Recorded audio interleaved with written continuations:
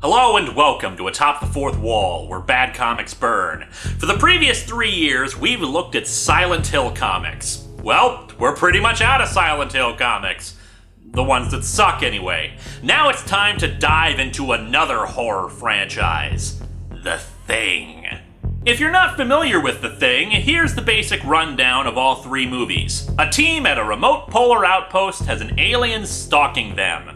The original film, called The Thing from Another World, is a black and white sci-fi film about a humanoid plant creature that crashed in the Arctic and was buried in the ice. A scientific research team and some Air Force personnel are holed up at a base and find the creature, accidentally thawing it from the ice. There's a dumbass scientist who thinks the creature can be reasoned with despite it continually killing things, feasting on blood, and demonstrating enough intelligence to know how to fight them. The asshole even takes some seed pods from the creature and tries to grow them. I'm just glad the monster shoved him aside at the end. I know many people consider this film to be really, really great, and I admit it's a good science fiction film, especially for its time, but in the end, I don't think it holds a candle to its remake. John Carpenter's The Thing is a masterwork of suspense. While the Arctic was just kind of there in the original film to keep the crew from radioing for help, the Antarctic atmosphere of The Thing truly works to its advantage. You feel how cold this place is, especially after every time they have to go outside in the storm. The basic plot is that a Norwegian chasing a dog arrives at the camp, screaming and trying to shoot at it. When they investigate the Norwegian outpost, you see that this place has gone through absolute hell, and we quickly find out why. The dog is a shape-shifting alien that absorbs other creatures and imitates them perfectly. And because the dog had been wandering around the camp for the better part of a day, no one is certain of who's infected by the thing and who isn't. Because there are plenty of scenes where characters aren't shown, the audience is put in the same position as the characters. We don't know who to trust. Even Kurt Russell, who serves as the main protagonist, could be an unreliable narrator. I know James Rolfe has said that the special effects of the film ruin it a bit because they're too gruesome, but frankly, I think this shows it as the king of practical effects over CGI for horror films. And don't get me wrong, CGI is not a bad thing and sometimes necessary, but a lot of films don't integrate it well, and in the end, something that the actors are actually interacting with is always going to be more interesting than something that isn't. The effects for The Thing truly show how completely and utterly alien it is, and there is nothing that we fear more than what's different. And then there was the prequel that came out last year. Look, I'll be honest with you, I don't think the prequel is entirely awful. It had a lot of good ideas, but it's not half as scary as the Carpenter film, and for a prequel to that movie, The Thing is wildly inconsistent from that film. In the prequel, the thing is really damn fast, really damn strong, and while in the Carpenter film it was smart, took its time, and only revealed itself when it absolutely had to, in the prequel it reveals itself over and over for no damn reason! And as I said before, the CGI is not integrated well, and half the creatures were clearly not really there. Plus, the thing rarely looked like some hideous monstrosity birthed from your nightmares. It was just this big gaggle of tentacles. And you want to know what my favorite part about John Carpenter's The Thing is? Nobody was stupid! I know I'm human. And if you were all these things, then you'd just attack me right now. So some of you are still human. Seriously, the characters act exactly how anyone with half a brain would act in this situation. In the prequel, the characters are complete and utter morons. And hell, it didn't even take advantage of the fact that we have people from 2 different nationalities in play. And yes, I've heard from people that Norwegians are taught English at an early age, but damn it, if you don't use that English, like, say, being at an Antarctic research station with only other Norwegians around, you'll probably start to forget it. And in a movie that's supposed to be about paranoia, tension, and mistrust, they don't utilize a very basic way of building mistrust, not being able to communicate with each other?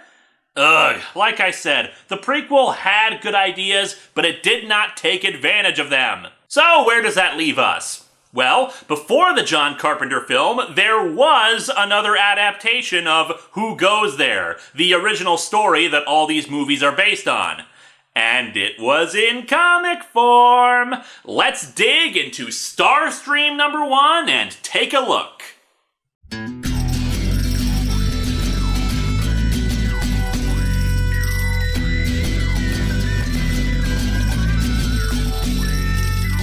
Welcome to Atop the Fourth Wall, where bad comics burn.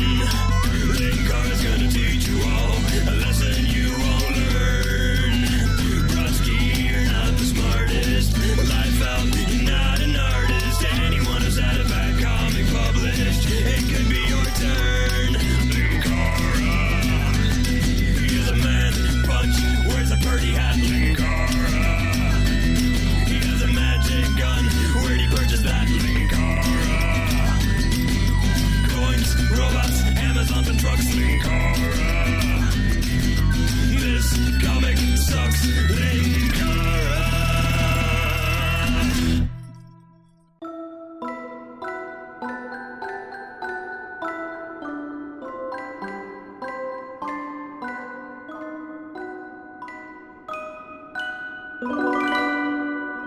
Starstream was a 4-issue science fiction anthology series that was rarely actually sold alongside comics. They were published by the Whitman Publishing Company, which was a sister company of Gold Key, a comic publisher we've talked about before. Starstream was rarely, if ever, sold on comic racks in grocery stores. Bear in mind, comic and hobby stores were not that common back then, so this was still when comics could be reasonably sold in grocery stores. But instead were usually packaged with multiple issues and sold in the children's section, alongside coloring books and the like.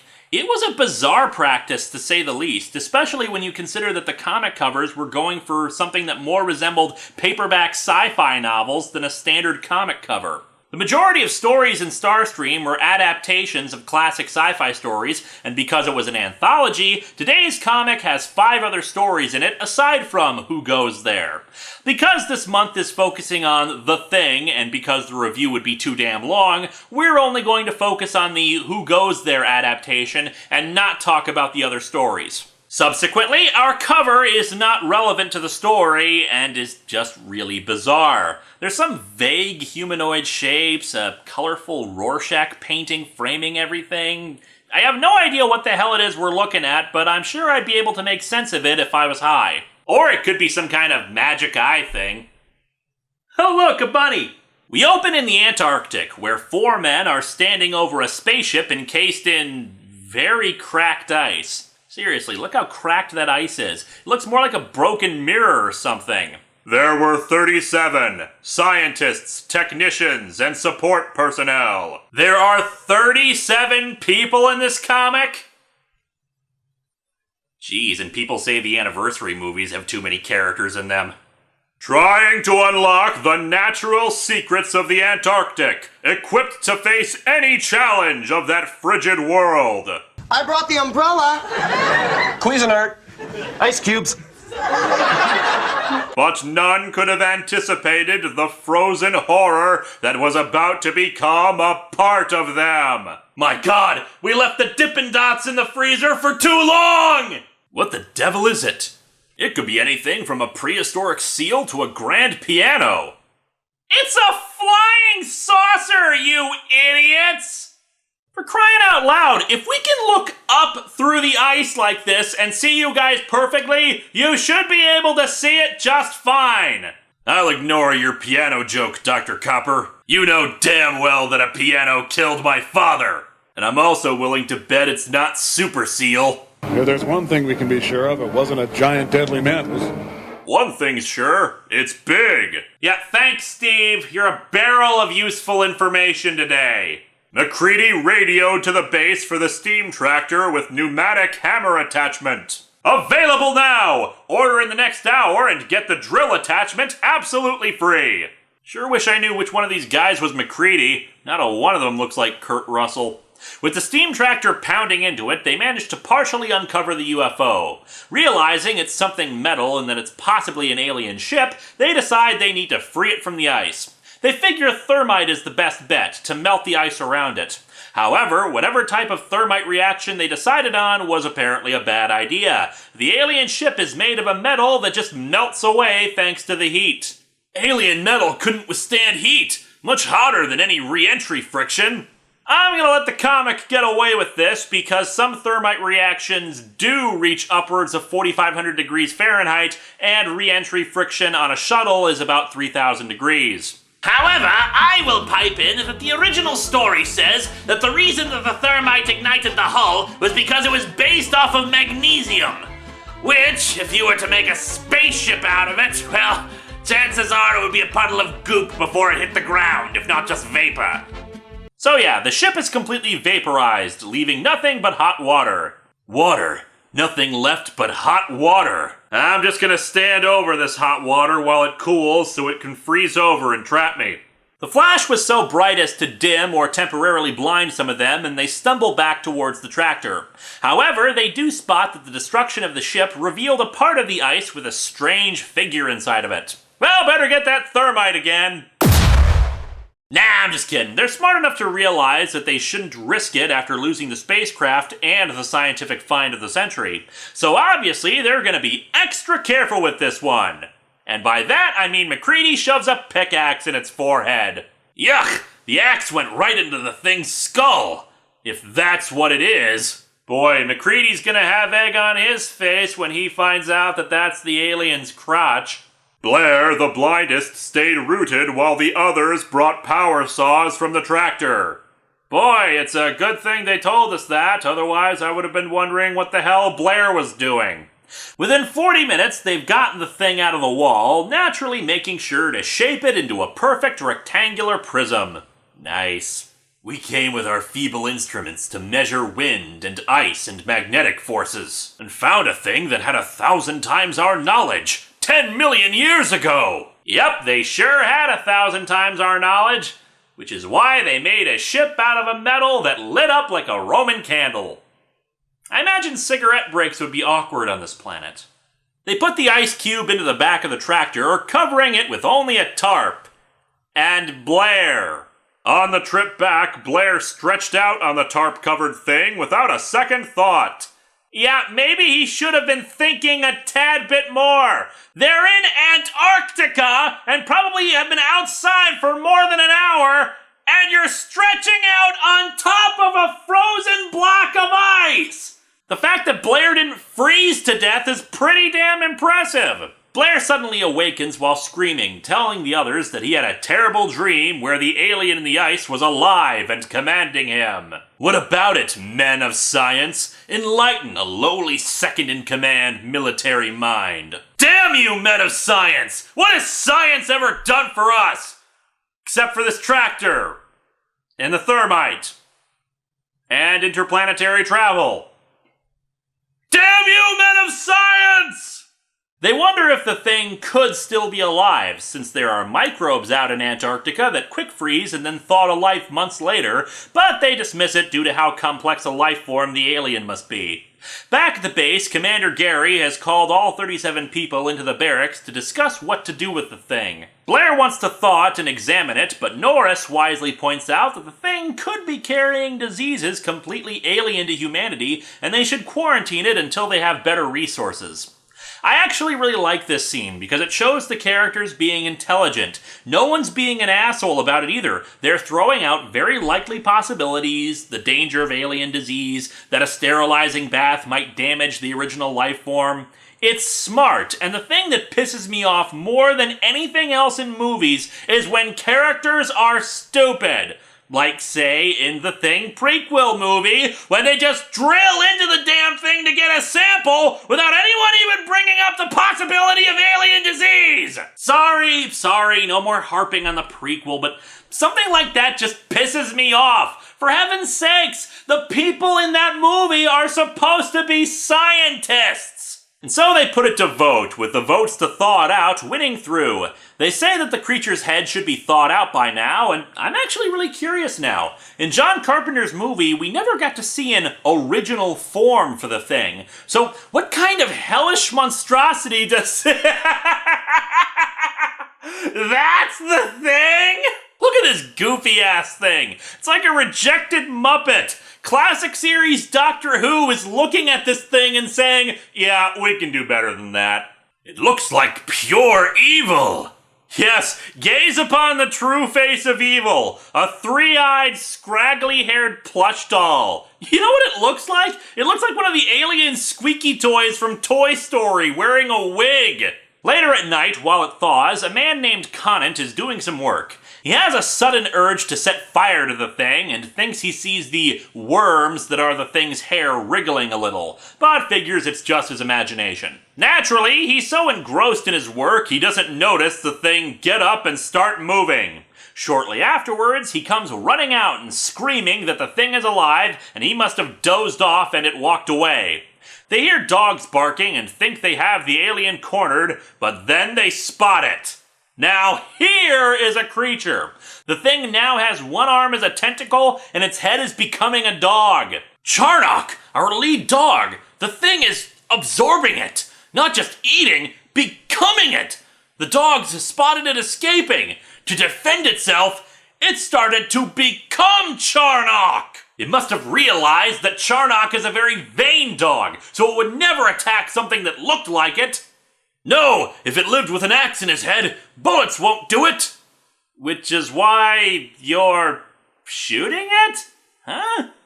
Anyway, there was apparently some backstory that we missed since the guy yells for MacReady to get an electric harpoon that they had evidently fashioned for killing fish. It's a live cable lashed to a mop handle. They use it to fry the thing, apparently killing it. One of them reaches for the remains, but Dr. Copper yells not to touch it, since he has a sneaky suspicion about it. He orders it to all be shoveled into plastic bags, and he examines the remains, realizing that the remains weigh the same as the dead dog did, despite the thing clearly being larger and having more mass than the dog. It can separate itself from the animal it becomes, and then become another. The thing is free again! Dear Lord, this could interrupt my pipe smoking! The personnel quickly realize that if the thing could become a dog, it could also become a human. The first under suspicion is Conant, who gives some personal information to try to dissuade them, but Blair says it wouldn't matter and believes that the thing is telepathic because of his earlier dreams. Of course, they don't actually know if he's the thing, so they lock him in a supply closet while one of the men goes out to bury the remains of the dog thing. Copper suggests using a blood serum test of injecting his blood into a rabbit, which will create antibodies against human blood, and then they'll inject a sample of Conant's blood into the rabbit. If he's the thing, the rabbit should reject this new blood. Or you just infected the rabbit with the thing, and it'll assimilate the rabbit and you won't be able to tell. Smooth. Also, here's a dumb question. They said earlier that Conant is a scientist specializing in cosmic rays, half the personnel are military, and they have equipment for excavation from ice and astrological study. What the hell do they have test rabbits for? Anyway, they hear screams from outside and see that the dog thing is regenerating. The man who is burying it, Kinner, quickly grabs some kerosene and burns the thing away. MacReady thinks that they only have Conant to worry about now, but Copper points out that if Conant is one of the things, he could have infected others before he sounded the alarm.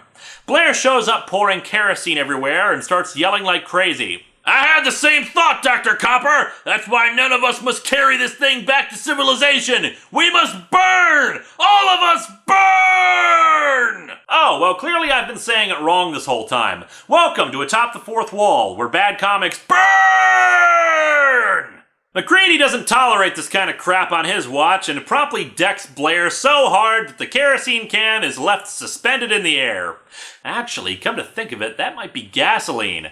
Great, not only do they have to deal with the thing, but they're gonna have Vapora on their hands soon. Commander Gary orders Blair locked up in the tool shed and tells Copper he needs to think of a faster test, which Copper has already figured out. Everyone is called into an emergency meeting, save for Kinner, who was the cook and has gone completely insane, locking himself in the kitchen and singing hymns. Wonder if Blair is doing the same thing in the tool shed. Anyway, Copper has reasoned that every part of the thing is a living, independent creature and will try to stay alive if threatened. As such, he puts some of his own blood in a test tube and puts it over a Bunsen burner's flame. He figures if it's alien blood, it'll react to the fire and try to escape the test tube, while human blood will just boil and singe. Gary volunteers after the doctor, and it reacts, revealing that he is the Thing. And of course, Gary Thing has already grabbed an axe and tells them to come and get him. They were on him, a wall of human frenzy. Stop him! Kill him! Nothing must live! Just look at this. Not a one of them is arming themselves. According to the narrative captions in the next panel, they literally tear the Thing apart with their bare hands. They tore the Thing apart before it had a chance to revert to its own form. Oh, yeah, because clearly it was only dangerous if it was the googly three-eyed Thing. It can't do anything with an axe. Once it's ripped apart, they use the electric harpoon to fry it once more. Yeah, because that worked so well the first time, except when it didn't and it came back to life. One of the other crew members wonders why the Thing doesn't just attack them all, but MacReady reasons that they have superior numbers against it, so everyone needs to take the test. MacReady passes the test, but the next man refuses to take it. But no test was needed. The lineup was clear and instantaneous. And yep, Conant was indeed infected, and we see that Kinner was infected as well. But it wasn't just the Thing that was inside the singing Kinner. He had the music in him too.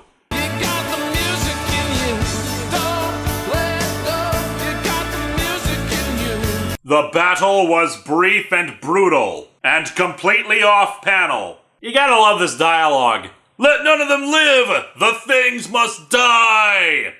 You know, in John Carpenter's movie, it's clear that there's no reasoning with this creature since it never attempted to communicate with them. But here, does anyone suggest talking to it and asking what it wants? Just saying, they're jumping pretty quickly into the homicidal rage. After burning the remains of the others, they finish up the test and make sure all the remaining people are human. MacReady orders them to contact the outside world and let them know what's been going on, but Copper points out that they forgot about Blair and need to test him too. I also just realized that Copper in this version is rocking a Santa Claus beard. He brings the gift of common sense. When they get to the shed, they hear a strange humming noise from inside, and, peeking in, MacReady can tell it's not Blair. They burst through the door and light the creature inside ablaze. The last sight of that alien nightmare literally burned itself into their memories. No, that's still a bit of a stretch for literally. But whatever, it's close, so I'll give it to you. They find a strange device inside the shed, and Santa Copper reasons that it's some kind of power source for a backpack. MacReady puts it on and tests it, discovering that it's an anti-gravity device, no doubt for an attempted escape from the continent. And so our story ends with MacReady and Copper looking at the burnt-out remains of the shed and contemplating that they came close to losing their world. I know, Mac. Sheer accident it landed here. Couldn't possibly happen again. Could it? Call this number and cast your votes. Could it happen again? This story is okay. It's not great, partially because the dialogue is stilted due to the time period it was written in. It would be at least another decade before we started seeing realistic dialogue in comic books. Before that, it seemed like everybody was always shouting in comics, putting exclamation points at the end of every sentence. For the story itself, it's a decent adaptation, short and to the point. There is horror to be found in concept alone, and the realization that this alien being survived being frozen and could imitate you.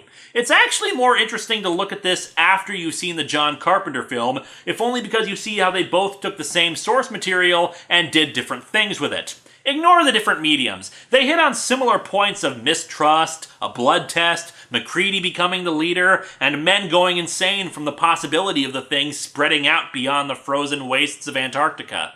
It's just that since this was a short story and had no real basis for the thing before, the creature looked absolutely silly, there was not much to say for character development, and the mood isn't quite captured the same way as the later film. Unfortunately, this month has only just begun, my friends. 20 years before the prequel movie, there was a sequel. In comic form. Wonder what that is. Well, maybe we'll find out next week. Hello and welcome to Atop the Fourth Wall, where bad comics burn. This week and next week, we're going to take a look at the first attempt to follow up on the story of John Carpenter's The Thing. Now, there is a bit of a problem with this. Unlike the Silent Hill comics, which told their own stories, these are a direct sequel to the events of the movie. As a result, I'm gonna have to talk about the ending to the movie and many of the plot details that occurred within it.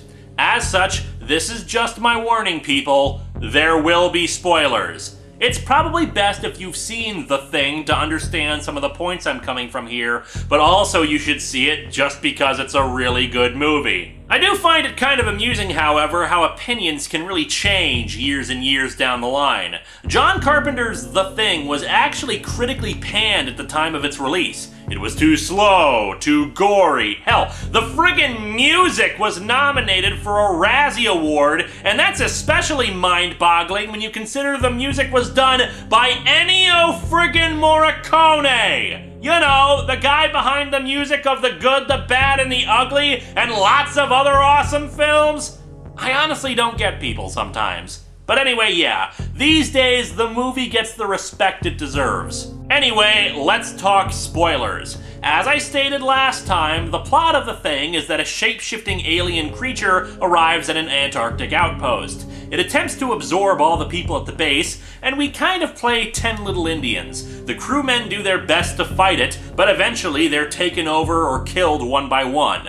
There's immense paranoia amongst the group because, as Childs pointed out, if I was an imitation, a perfect imitation, how would you know if it was really me? As you saw in last week's comic, it was discovered that every part of the thing was living, so by exposing a person's blood over a fire, or a hot needle in this case, you could discover if they were infected with the thing or not. By the end, the men were forced to destroy the base, hopefully killing the thing. The two remaining survivors were McCready and Childs, but it was left ambiguous as to whether or not one, both, or neither were infected. All they knew was that neither was in any shape to fight the other if they were, and that's where we're left off. And I must admit, after rereading these, they're not as bad as when I originally read them, but they're not exactly good either, and I think I can tell you why. 2 words: tonal shift. The reason that the film worked was because there was this foreboding sense of paranoia where anyone could be infected and not be who they said they were. It draws you in, and when the thing is revealed, you know things are about to go intense. Every build-up is paid off. I think there's only one jump scare in the movie, and even then it's plot-driven. The problem with any sequel you're gonna have to this is how do you maintain that same kind of tone without everything just being a retread of the first movie? And really, this goes back to the very reason why it's set in the Antarctic. It's established in the movie that if the thing ever manages to escape the snowy, lifeless area, Earth and every living thing on it is pretty much doomed. After all, it would just need to infect a fly or something, and it'd spread pretty damn quickly. Setting a sequel anywhere else just raises a whole bunch of problems. But that's something we'll talk about next time when we discuss about what was going to be the actual sequel from several years ago. In the meantime, however, let's dig into The Thing from Another World #1.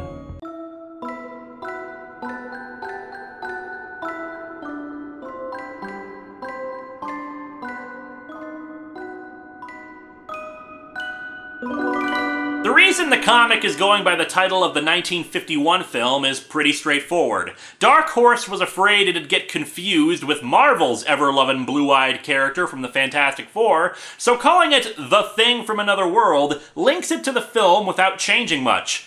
Although honestly, if you look at this cover, I doubt you would immediately think, huh, The Thing, eh? Well, clearly this book is about the orange rocky guy who clobbers supervillains.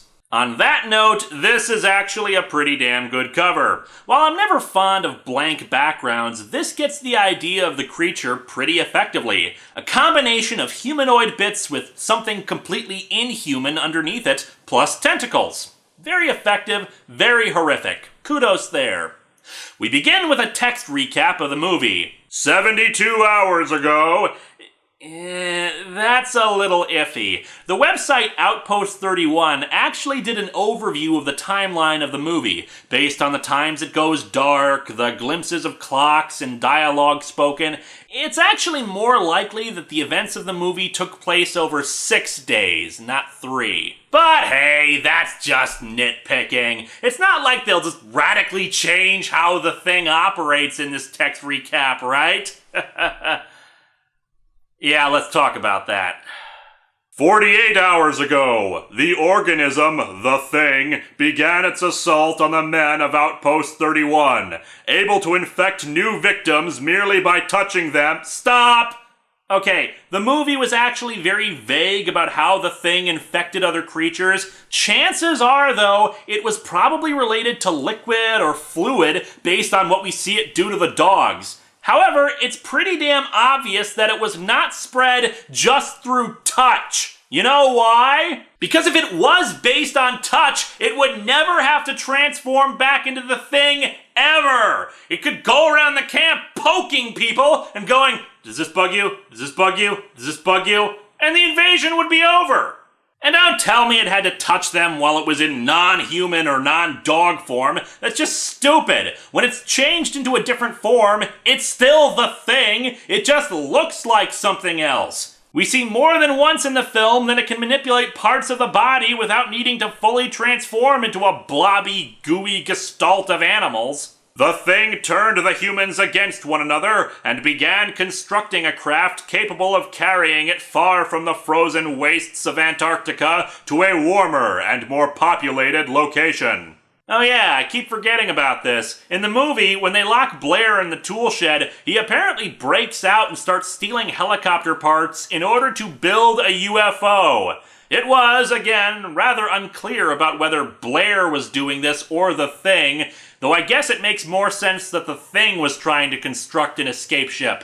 Although I'm with Spoonie, the image of Wilford Brimley flying around in a UFO and invading a city is awesomely hilarious. 24 hours ago, the Thing was ostensibly destroyed at the cost of Outpost 31 and 10 of its personnel. Exhausted from their ordeal and unsure as to whether one or the other of them might be infected by the Thing, the two survivors, McCready and Childs, decided to wait, either for rescue or for the sub-zero temperatures to kill them. Rescue?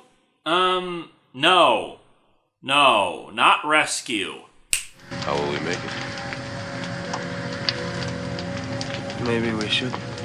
We open in, well, Antarctica.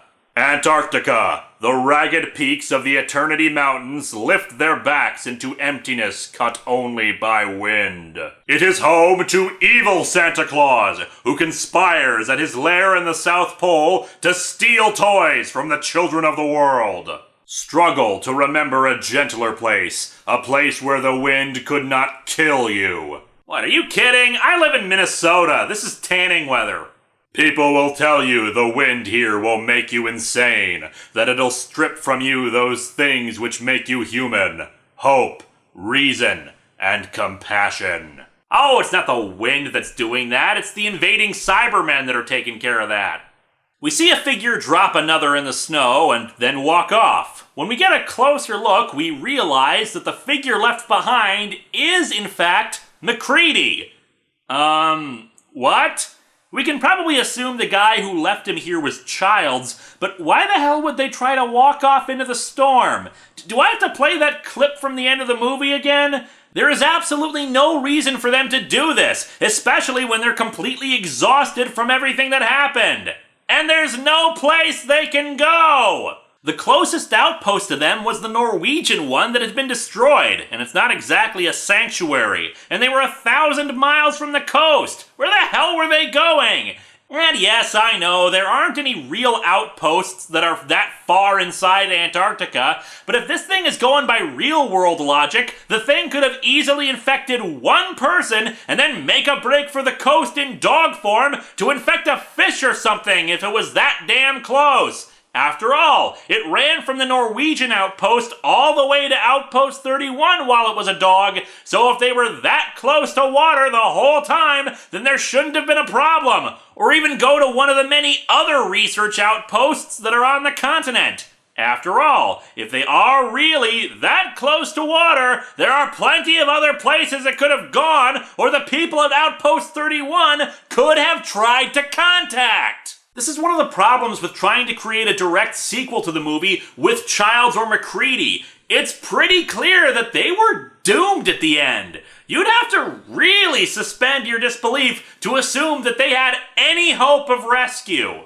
MacReady, getting up, spots a light in the sky and then collapses, I guess, because the next page shows another figure holding him and a boat up above shining a light down on him. Bull crap! Forget about the coastline plot hole. A boat this size just happens to spot MacReady on the ice at night? But whatever, we will stretch it for the sake of the plot. MacReady is brought on board the ship and he's unconscious for a while, but wakes up at some unspecified time later. The doctor tells him he's on board a Japanese whaling vessel. How did I get here? Your friend, he brought you out onto the ice. He saved your life. Wait, how the hell do they know that? All we saw is MacReady left out in a big snowy plateau, and then Childs walked off, then MacReady got up for a little bit, then bright light, then a second guy, presumably from the whaling ship, next to his unconscious again body. Did Childs go on board the ship and then go back again? What? That doesn't make any sense, especially with the dialogue spoken. Childs, where is he? You don't remember? Are there pages missing? Is that what's going on? The doctor says Childs went back to the research station to get the others, causing MacReady to scream that everybody there is dead and he needs to stop Childs. They sedate him when he tries to get out of bed and figure it's just shock from the extreme case of exposure. They restrain him to prevent him from harming himself until he's feeling better. Later, he awakens and tries to figure out a way to escape. He spots a nearby tray of medical instruments, including scalpels. There's a tray with scalpels on it over there. I've got it! I'll cut an artery, and then my bloody wrist will easily slip out of the restraints. Nah, he of course just barely manages to reach it and pull a scalpel over, using it to cut his bonds. Wait. The tray was on his right side, and we saw it was his right hand reaching for it and taking a scalpel. How the hell did his left arm get free first? And if it was free the whole time, why the hell didn't he just reach over with his left hand? Space is warped and time is bendable. Now that he's freed, he decides to get dressed, since they apparently left his clothes in the room, and he talks to himself. Think. I have to think. And by think, I mean speak out loud. The research station was destroyed. Childs brought me here. But why? If Childs was infected, why didn't he just leave me to die back at the research station? Why would he bring me out onto the ice? Well, let me put it this way, MacReady. You ever see The Empire Strikes Back? He was gonna pull a tauntaun with your body. He considers the possibility that he's infected as well. Let's talk for a second about the people who are infected. Many people have suggested that the Thing, or shapeshifters in general, would let the original personality be dominant for the majority of time so as not to make people suspect them, or even make good suggestions to throw people off the trail. The problem is, as we saw last week, that's a bad idea. Gary in the Starstream adaptation was the first to volunteer for the blood test and was immediately found out. The problem when dealing with possessing thinking creatures like that is, well, they think. It's better to stay in the background, not draw attention to yourself, and especially not give your enemies good ideas. Letting the human do the walking and the talking is too risky.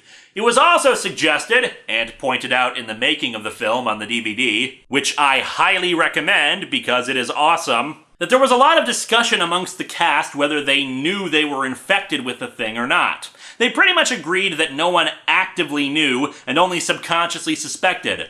My own personal preference, however, is that they do know and the Thing is in the driver's seat. After all, we see several times that the Thing does act in preservation of its own life, like tainting the blood supply so they can't do a serum test, or when the Blair Thing at the end attacks Gary, Or hell, even just the dog in its attempts to actively assimilate the other dogs. But hey, I admit that's my own interpretation, and for some stuff like this, we don't really have any solid rules. It's simply how I view the story. And there is another interpretation if you read the short story The Things, which I'll talk about next time. Realizing that he needs to test himself to see if he's infected, MacReady cuts his finger and puts quite a lot of blood, actually, into a conveniently placed petri dish. He takes a wire from the medical equipment and, I guess, magics himself up something to heat it up and puts the hot wire into the blood. It singes and doesn't change, proving he's not infected. MacReady sneaks out to try to find a way off the boat. Now, one could wonder why he doesn't tell anybody about what happened, but let's be honest, how likely is it going to be that they'd believe him? I mean, yeah, the Japanese do deal with tentacle monsters all the time, but not like this. And just by sheer luck and coincidence, the whaling boat has a helicopter on it. MacReady's luck should be a trope. How many times has the dude survived near death, not been infected, not had any helicopter problems from the numerous snowstorms he's been in, gotten rescued several times, and is almost always right in his conclusions? And now he's found another helicopter. I guess someone left the keys in it too, since he manages to take off and fly away. He spots Childs' tracks in the snow and follows them, seeing they were headed east. He wants to go after them further, but it seems his luck has run out. The helicopter was low on fuel when he stole it. While he's unable to make it to another station, he does crash the helicopter right outside Outpost 31. What a coinky-dink!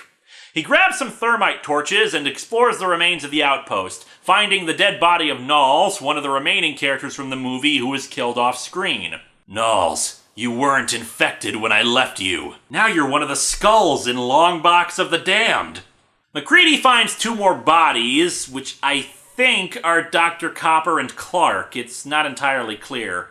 He pours kerosene on them from a barrel. He's got a lot of physical strength for someone who has only recently recovered from frostbite and exposure, and lights them up with the flamethrower. Doc Fuchs said there's still cellular activity in these bodies even after they've been frozen. One cell of living material is enough to infect an organism. I have to find them and burn them all. There can't be anything left. Geez, for someone who doesn't have another life form inside of him, I talk to myself a lot. He then goes further into the ruins and discovers the remains of the larger creature he encountered at the end of the movie. Hello, you son of a bitch. Go to sleep on me? Frozen isn't dead with you, is it? God, you're like that taco meat that's been in the freezer for 3 years that we never talk about. After kicking over another barrel of kerosene, he tosses a grenade. John Carpenter's The Thing. Light and get away. After blowing that the hell up, he runs across the frozen remains of another Thing creature, but unfortunately his flamethrower has run out of fuel. He takes some gasoline this time and pours it on, lighting up a flare. But then we see a sniper? What in the...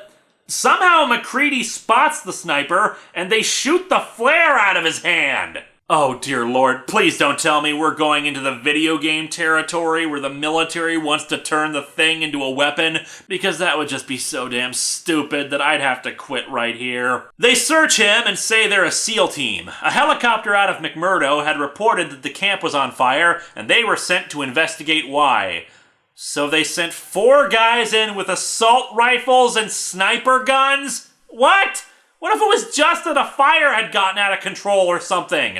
Were they gonna shoot the fire to put it out? MacReady explains that he was the helicopter pilot and talks about what happened with the Thing, even telling them to check out the Norwegian camp, but all they're interested in are the dead bodies, and MacReady confirms that he was the one who killed them.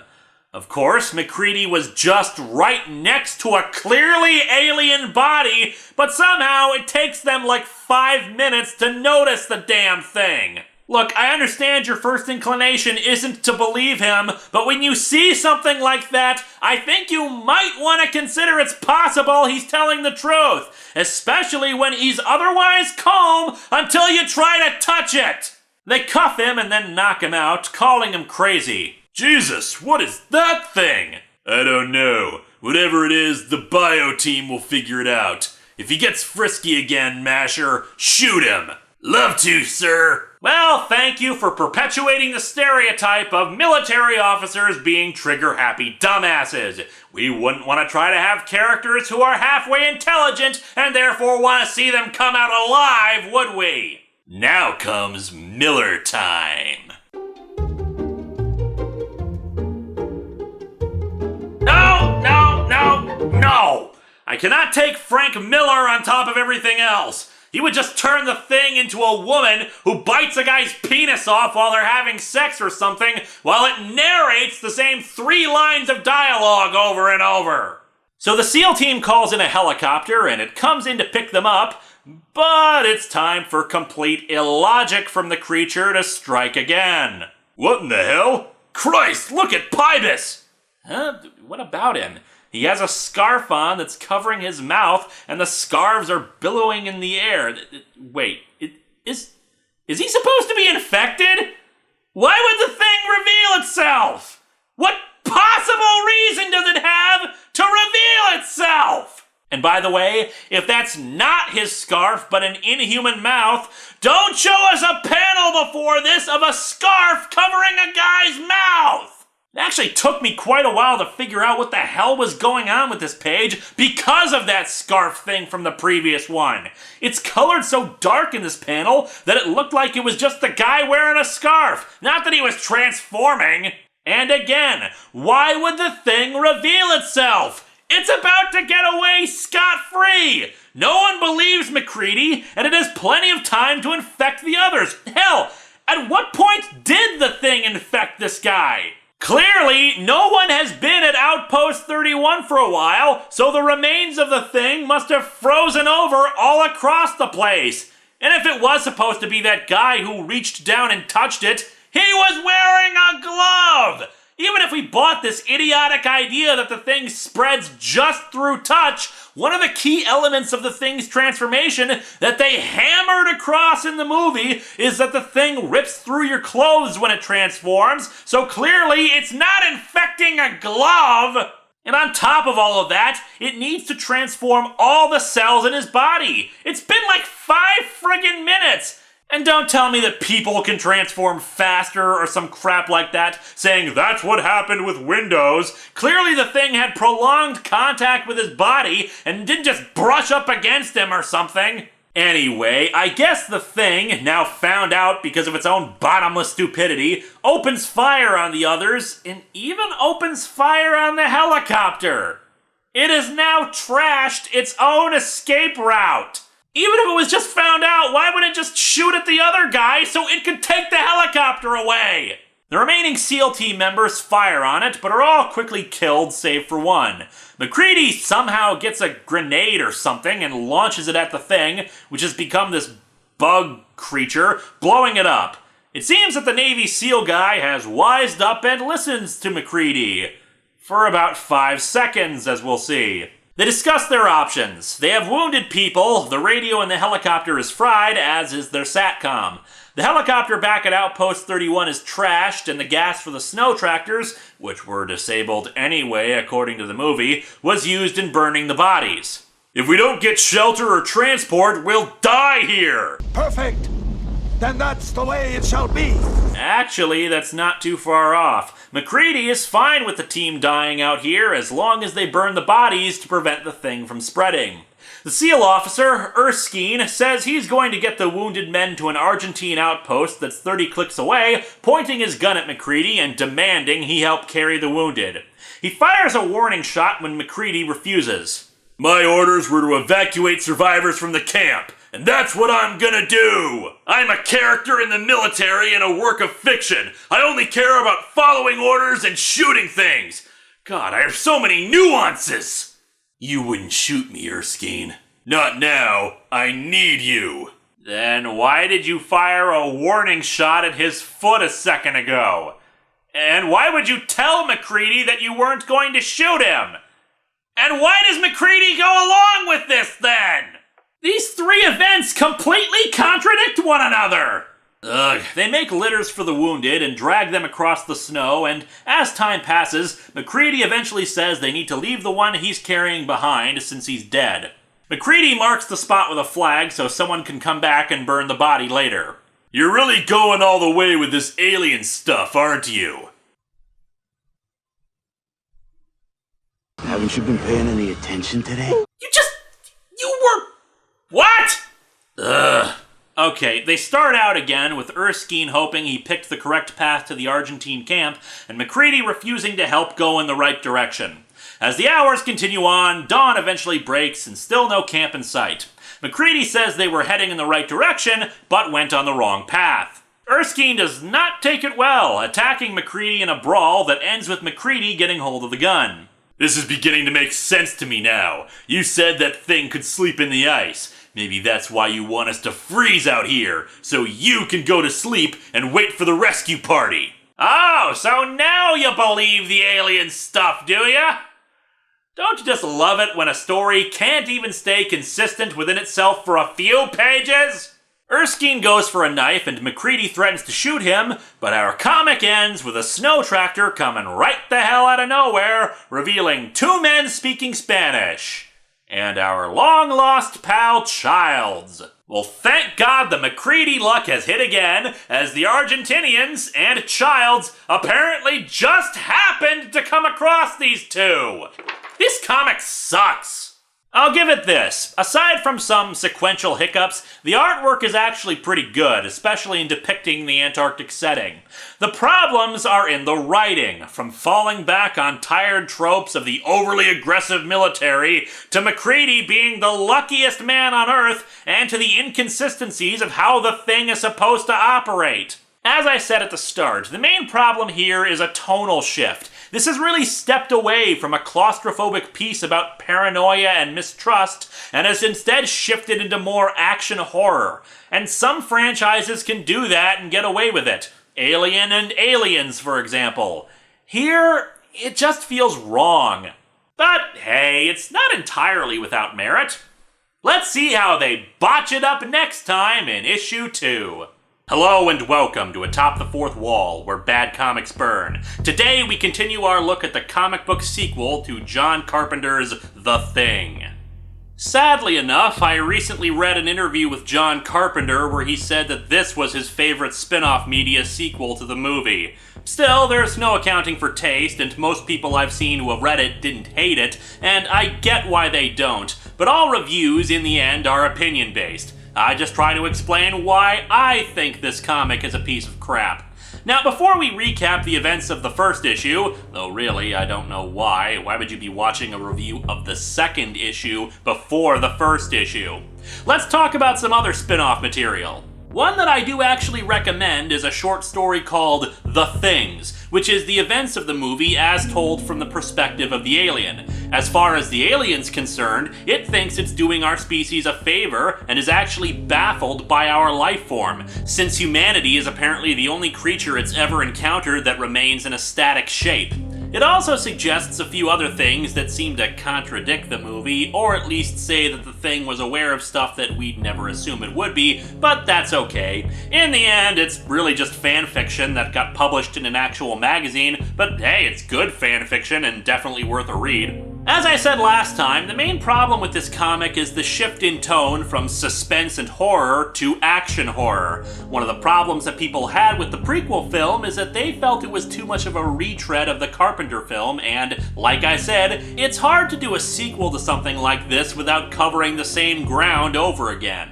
Which is why, in 2005, the Sci-Fi Channel actually did start making plans to create a sequel miniseries called Return of the Thing, which would move the action out of Antarctica. The general idea was that the Soviets had gotten part of Outpost 31's distress call, and several months later, when the winter finally died down to allow someone to get there, they got to the camp before the Americans and discovered what happened, including the crashed alien spaceship. They took samples, and we later learned that the Soviets had hoped to turn it into a biological weapon, but when they discovered the creature was intelligent and beyond their control, they wisely disposed of most of it and froze the rest. Cut to 23 years later, where a sample of the thing is on board a plane flying over New Mexico. It somehow escapes, causes the plane to crash, and it gets into a small New Mexico town, population about 300 people. Pursued by a joint Russian and American force to try to contain the thing, not helped by the fact that the thing is trying to infect animals as it goes, and we truly see the scope of imagination of how terrifying this thing is. What if a guy sneezes millions of thing particles into the air? What about insects they can't catch? I mean, what could they possibly do to contain this? I say we take off and nuke the entire site from orbit. It's the only way to be sure. I haven't had time to read the full scripts, but said scripts and a lot of concept art were leaked a while ago, and it actually looks like it could have been a very interesting idea, going bigger than the original film and transferring the setting to another area that could be considered remote but equally desolate. And yet, it's 1,000 times closer to the idea of the thing infecting humanity than it was at the bottom of the world. And here's a really scary part about that miniseries. The thing figures out how to get around the blood test.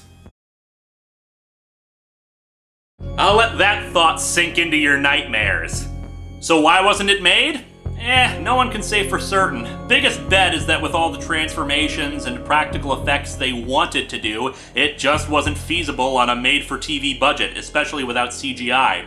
And bear in mind, the Sci-Fi Channel wasn't exactly known for its groundbreaking integration of CGI and live action.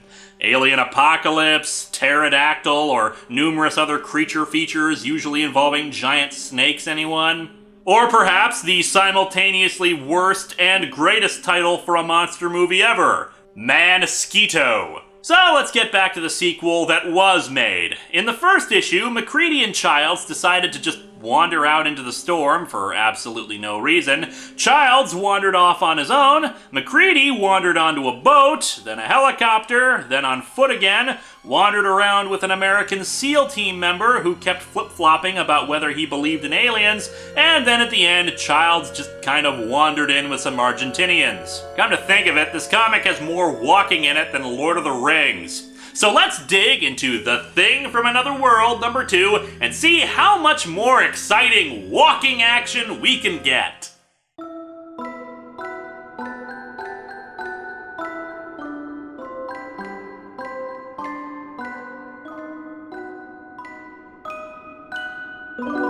While the cover for this one contains similar elements to it as the first issue's cover, humanoid figure with alien tentacles ripping out of it, there's something about it that doesn't make it work quite as well as the first. I'm not sure exactly what it is, but I think it has to do with the head. It looks slightly cartoonish and kind of out of proportion with the body, like it was too small for that torso, and the hair billowing the way it is just looks simplistic, for lack of a better word. It's not exactly bad, but it just doesn't quite have the same punch to it as the first one. We open where we left off last time, with Childs bravely managing to rescue MacReady with the Argentinians. You son of a bitch, you left me on the ice to die! Personally, I would have opened with hello. Also, if the dialogue is to be believed from the previous issue, Childs actually somehow got the whaling ship to pick you up, so I don't know why you're trying to strangle the guy. Erskine, however, takes out MacReady with a judo chop to the shoulder. Your friend's out of his goddamn mind, says the man who keeps flip-flopping about whether he believes in aliens infecting people. Erskine introduces himself while cuffing MacReady, talking about how the man in the litter is wounded and needs assistance, while MacReady is his prisoner. Prisoner? The hell? Do I have to play that clip again of Ron Perlman asking if we've been paying attention today? MacReady isn't guilty of anything. You saw the thing burst out of a guy and destroy your ride home. Then you accused him of trying to get frozen because he was infected. Even though that doesn't make any sense, the two are alone. If he was infected, he could just attack you without worrying about bullets. How the hell is he your prisoner? You've looked better, Mac. Yeah, I've been having a bad week. This week just sucks. I lost my job, lost my chess computer, lost my hat, an alien is trying to eat me, and I think my girlfriend is cheating on me. MacReady asks Childs how he got out there. We were at the station. You passed out. I took you out onto the ice. To die? To be found. Be found by who? Magic elves? They were in the middle of a snowstorm! Again! Where did you think you were going to find help? I tried to get back to the camp to burn the bodies. I got lost in the storm. The Argies found me and brought me in. Maybe I've been wrong about Antarctica all these years. It sounds like it's only like 2 miles long. Everybody keeps conveniently finding someplace they can go or someone who can help them. MacReady calls bullcrap on this and asks how he can know if Childs isn't infected. You're still alive.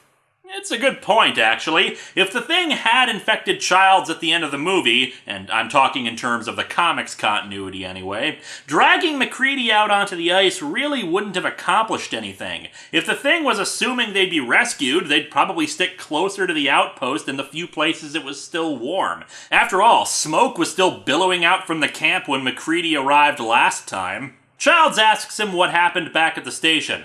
Superman and his friends came out of nowhere.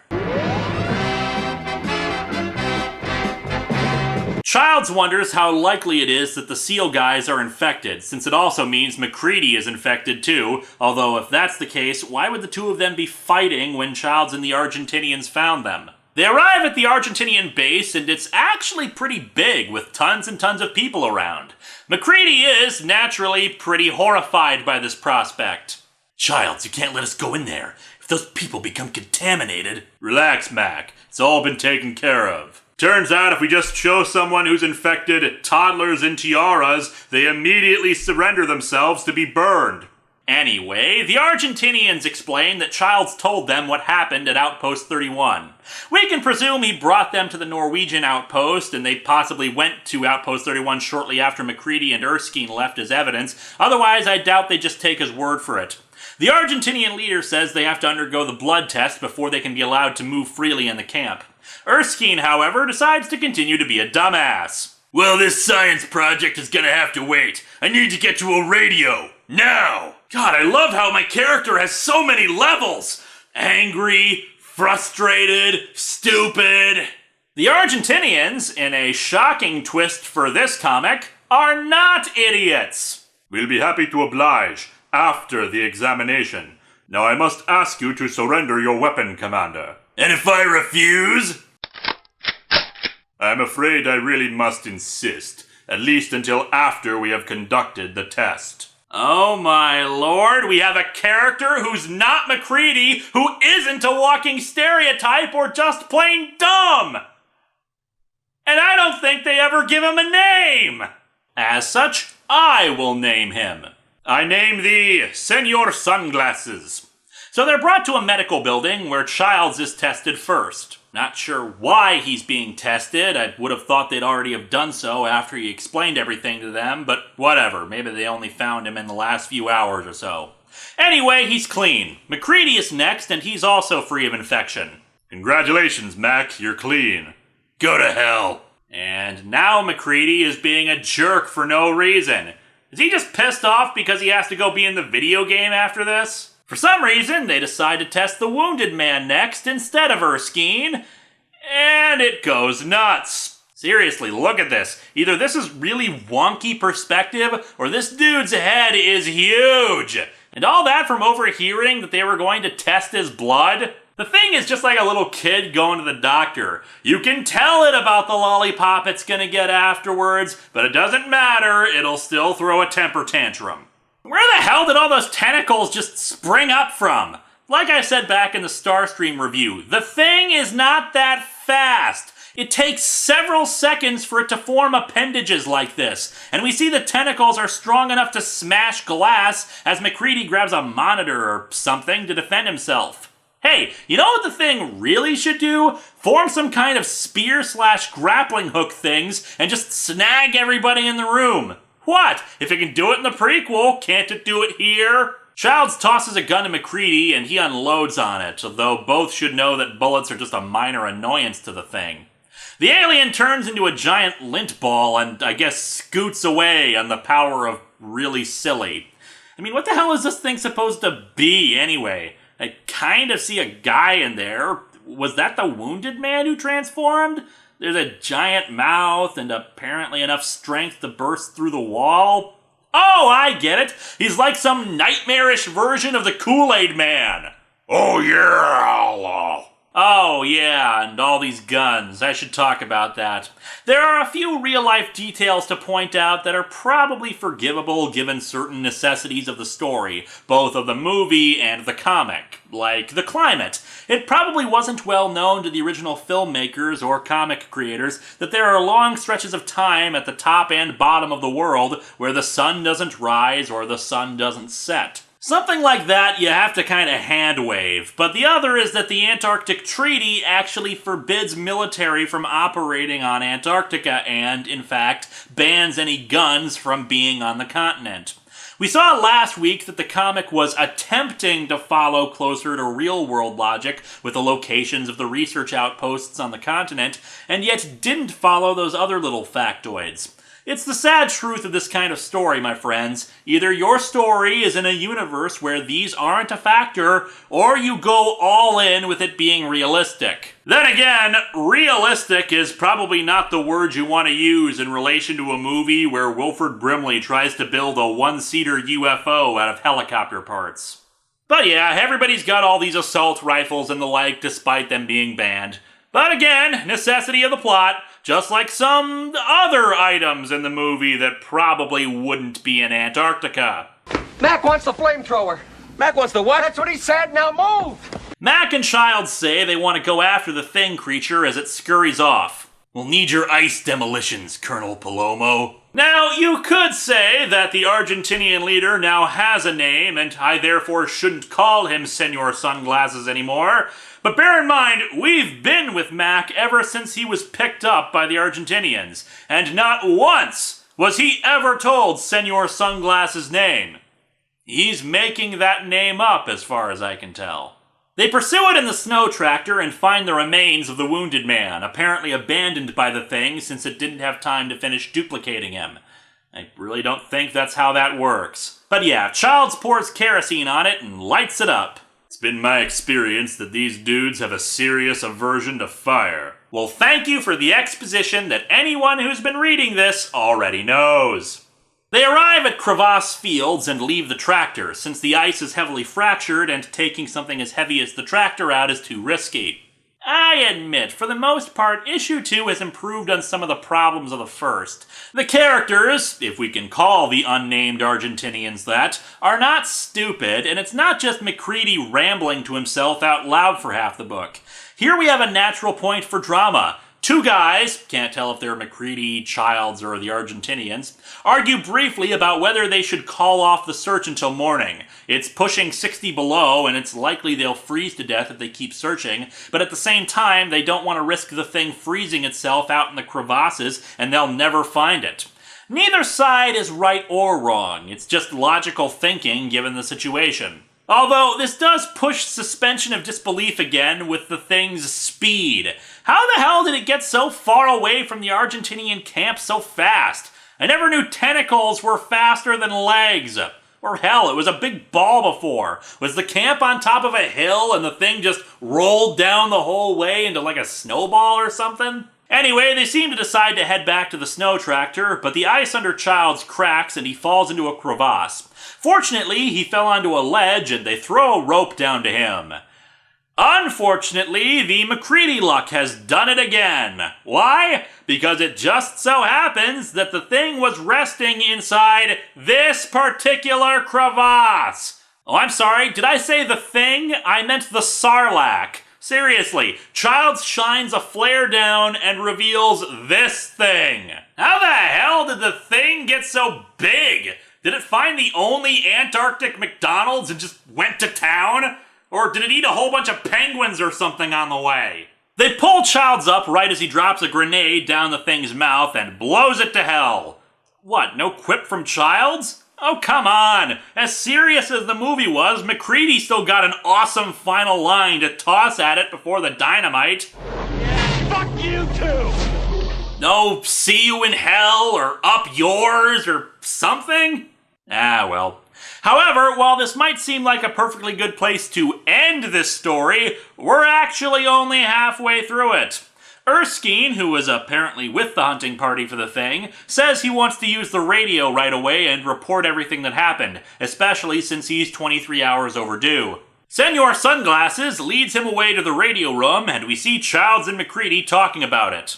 That SEAL's been checking his watch more than a referee in overtime. Maybe he's got a hot date. With who? Rudolph the Red-Nosed Reindeer couldn't find his way in here. What's eating you, Mac? What's eating him? He was the one who suggested the hot date thing. Oh, wait. Did the comic switch the word balloons around? That Rudolph line was probably MacReady's too. Although I suppose the "what's eating you" line could be referring to MacReady's facial expression here. Can't you tell how worried I am? MacReady realizes that the wounded man's blood never got near the flame, but it went nuts anyway, and that by doing so, it interrupted the tests. Erskine never got his blood tested. This bugs me because it's such an obvious screw-up to make. They could have quickly tested Erskine before they left, but at the same time, given the excitement and the fact that they needed to hunt after the thing, I'll let him get away with it. Then again, when did Erskine get infected? When did the wounded man, the helicopter pilot, get infected? And if Erskine was infected this whole time, why didn't he just infect MacReady while they were all alone on the ice? Then he could have used MacReady's knowledge of the area to get to the Argentinian camp. The more you think about the idea of Erskine being infected, the less sense the events leading up to this make. It just raises too many questions. MacReady suggests that Erskine was just pretending to be so gung-ho about destroying the thing, and was possibly going to team up with the Sarlacc out in the crevasse until Childs gave it a grenade antacid. The two go to the radio room and find the place wrecked up, including the 3 Argentinians, and they're dead. What? Why did he kill them all? Why not try to subtly infect everyone while also calling for an evac? The comic already established that the slightest touch can infect people, and there are people walking around everywhere. And we see that guy had a gun in his hands. MacReady and Childs were just in the other room. Why did nobody hear anything? That dude got his face shoved in a computer. God, I used the "it raises too many questions" clip too early. They find a communication left behind that Erskine was calling for an emergency extract from a Navy ship. D4N, that's a Navy unit designator for a warship. No ship could get through that ice, Mac, but a submarine could. Boy, I sure hope they just meant navigating around glaciers or the like until they reach the coastline, because the alternative would just be really, really stupid. Spoilers, it's gonna be the really stupid thing. Because of how close they are to the rendezvous time, MacReady and Childs don't have time to warn the Argentinians about what happened. They also spot the snow tractors have been disabled. God, Erskine is the frickin' Flash. However, a snowmobile is still online, so they hop on, with rifles. What, a dinky little research outpost has flamethrowers, but not the Argentinian camp with like 100 people? And they give chase to the coordinates, spotting Erskine quickly. Erskine shoots at them, but misses. Mac is a better shot, though, and unloads a few bullets inside of him. Though, of course, it doesn't really do anything. However, the ice starts to crack. Why? Well, because of the enormous submarine coming up under it. I don't even know where to start with this. Of course! Don't you know anything about science? Well, that's one way, I guess, but let me put it another way. Antarctica is not some giant ice cube. Underneath all the snow and stuff, there is a continent with, ground and rock. And while, theoretically, a submarine could punch up through the ice if it was thin enough and there wasn't any ground, all the previous shots seem to suggest that this was pretty far inland and nowhere near the coast. But hell, even if we said this was plausible, what exactly was Erskine's plan? Look at this! It's just coming up out of the ice! Anyone who was waiting for it just went into the water and froze to death! Wouldn't the submarine commander know that?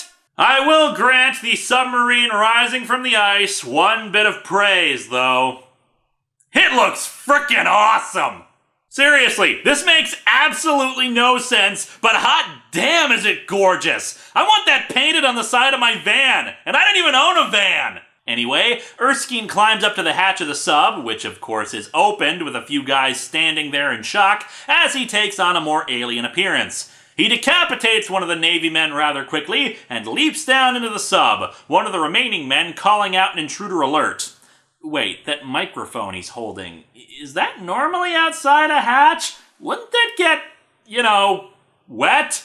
Anyway, the thing, showing the same kind of brilliance it's demonstrated already, just starts going nuts in the sub, killing people and breaking crap as it goes.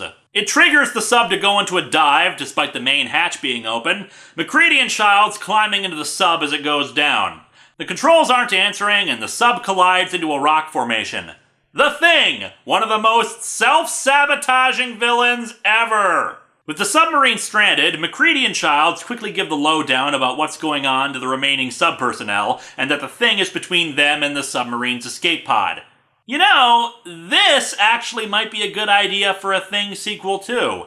The Thing loose on board a submarine? Cramped quarters, once again no room to escape, limited amount of people, fire is out because of the limited oxygen.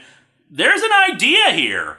A pity that it's all getting crammed into the last 5 pages. Speaking of, they point out that fire can kill it, but of course they've only got 3 hours of air left, so that's a bad idea.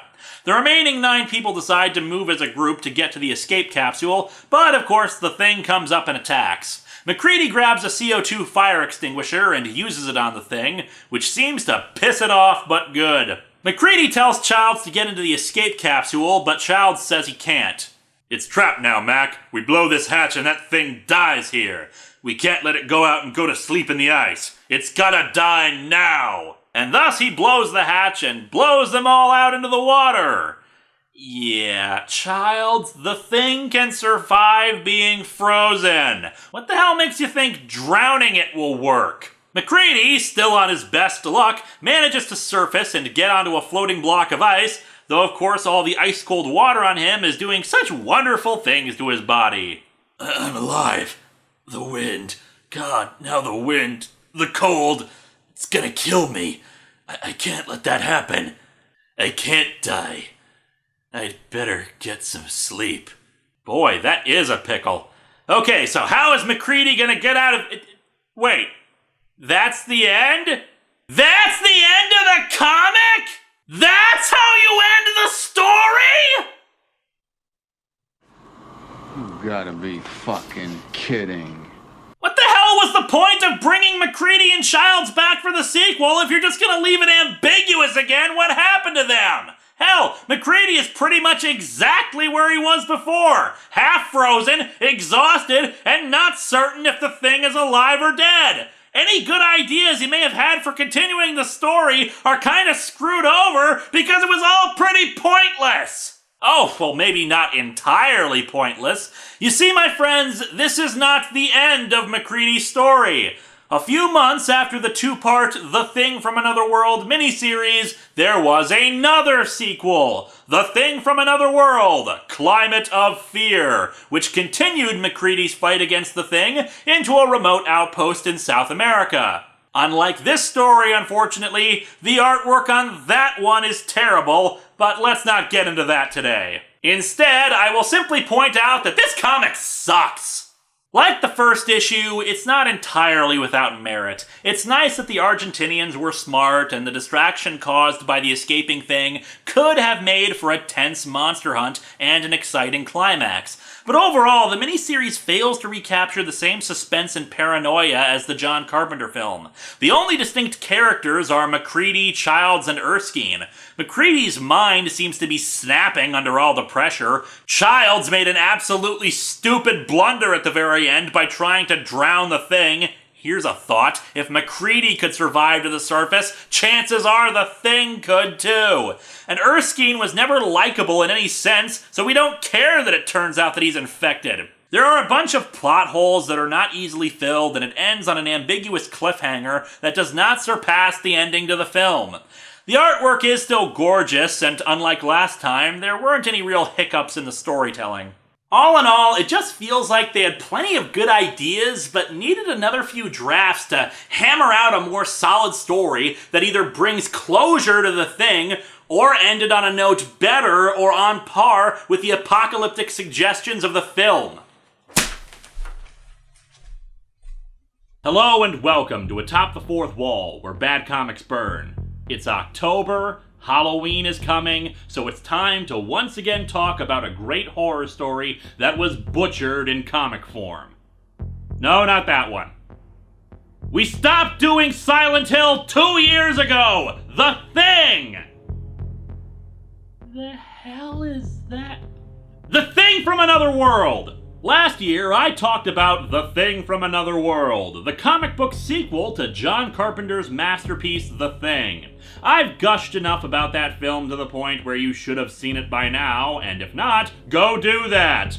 The comic story was not very good. Sacrificing the claustrophobic paranoia of the film, it embraced action and only mild paranoia. The rules about the alien creature changed a bit from the movie to the comic, and the main character, MacReady, now relied entirely upon incredible luck and coincidence to survive. However, the end of the story had MacReady pretty much where he was at the end of the movie, freezing to death after having seemingly killed it, this time on a submarine. It had bad science, some poor examples of sequential storytelling, and a weak story overall as a follow-up to the film. But it had its positive points, the main one being the artwork, which did kind of a semi-realistic painted style that, while it had hiccups in the idea of comic book storytelling, still looked pretty damn good. Hey, guess what we lose in today's comics? Yes, instead of leaving well enough alone with the one sequel, Dark Horse decided they needed another sequel. This one 4 issues instead of the 2 from last time. And of course, even more ridiculous in its contrivances, and with worse artwork. So let's dig into The Thing from Another World, Climate of Fear, number 1 and number 2, and see how they can keep this story going.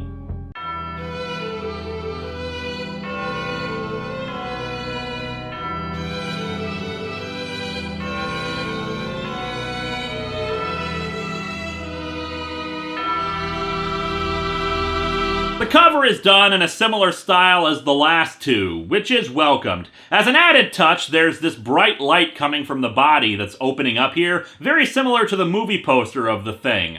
You'll also notice that there's grass present. We'll get to that in a minute. After a lengthy recap of the movie and the last miniseries, we open in Antarctica during a snowstorm, where a group of Spanish-speaking people are walking along the side of a great big lake. If you'll recall the end of the story from last year, it would be pretty evident that this is where MacReady was floating at the end of the last comic. And already things don't make any sense. 1. There wasn't a blizzard going on when he surfaced, and if he was out there long enough for a blizzard to start up, he'd be dead already. And before you ask, no, he's not dead. MacReady is still the main character. Look, I like Kurt Russell as much as the next guy, but let him die already! 2. Antarctica's snowstorms are not the kind of thing you want to be walking around in like this. Admittedly, yes, they have a snow tractor, but considering how far out they must be from their camp, and yes, these are the Argentinians from last time, though without Senor Sunglasses, and they have such a huge group, it seems like it'd be really easy for them to get lost. I don't know, maybe that's just me, but it just seems like this was a bit forced. 3. Since these are the Argentinians, they know full well the details of the thing and how they need flamethrowers to combat it, yet they're all carrying rifles! I don't see a single flamethrower or torch among the group. Whatever. So they spot MacReady on the ice and use a grappling hook to pull his iceberg over. MacReady is also still partially conscious, since he starts saying, "So tired. Just let me get some sleep first. Then we'll go." No, Mommy, I don't want to go to school today. The teachers are all shape-shifting, assimilating monsters. I should note that they're all speaking Spanish here, so I don't understand what they're saying, but thankfully the art is pretty straightforward. And that's the best kind of sequential art, when you can understand what's going on without the dialogue. That being said, for the sake of accuracy, I decided to toss this into Google Translate to see what it was they were saying. Care, do not want to beat him. Oh, and I should note for that one, according to Google, they misspelled Galpiarlo. I know what I do. Damn, it seems this frozen. Appears to be silly. Well, he's right there. MacReady surviving yet again is pretty silly. And time for Stupid Contrivance the First. While everybody else in the group heads off with MacReady, a single guy spots a seal in the water and heads over to it, not even letting the others know what he's doing. Again, they're in the middle of a bad blizzard, but no concern at all for being separated from the group. Apparently all the smart people among the Argentinians were killed in the last miniseries. He picks up the seal, who appears wounded. Maybe I can Roman Darte. No, seriously, I can't find a translation for Roman Darte. Like I pointed out earlier, some of the words are misspelled, and usually Google recommended the more likely spelling, but this one gave me some interesting results. One was just another guy asking about this very comic and also wondering what Roman Darte is, but another one, more amusingly, appears to be a badly translated version of this comic. Even weirder is that it's from a Jurassic Park fan page. The Thing is called The Error, MacReady is called Junkie, and Childs is called Raptor Dude. You cannot even begin to imagine how tempted I am to call them all by those names. Oh yeah, and it turns out the seal is the thing, and it quickly shapeshifts and attacks the guy like the seal was an anglerfish or something. I'm a little more forgiving of this transformation than last time, since the creature is attacking when the others have walked away, but this is the sort of situation that shouldn't have happened at all. Why did this guy even try to rescue the seal to begin with?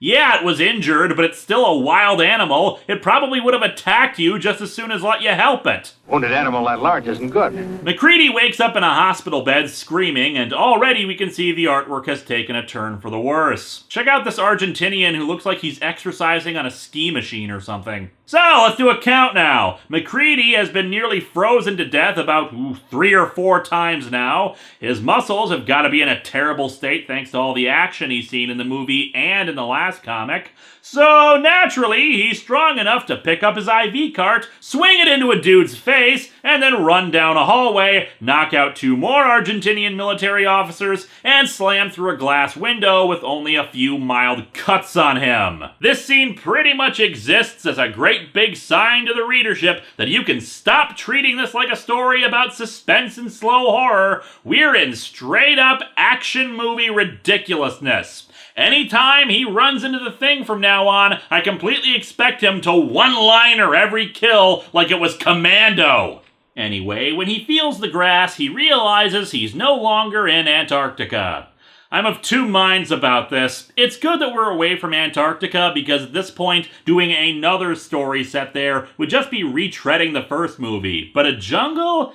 Seems like it'd be really damn easy to take an ant or a fly or something and easily escape. Antarctica worked so well because there was nowhere it could escape to without just freezing. Here, though, it seems so much easier to escape, and there's no reason for it to stick around. Anyway, the military officers all aim their weapons at MacReady and tell him to calm the hell down. His doctor wants to examine his lacerations, but MacReady refuses to let anyone touch him. Once inside, the doctor explains that they're in a former military base 15 miles south of Bahia Thetis on the Tierra del Fuego Peninsula. He has severe frostbite, which means of course he's well enough to move around like this. And that's why they moved him up here to more temperate climates. Which is kind of odd, considering she said a second ago that he must be freezing in his hospital gown, which would sort of make sense since the brief research I did on this place, again, thank you Google, indicated that it could get down to about 28 degrees Fahrenheit in that place.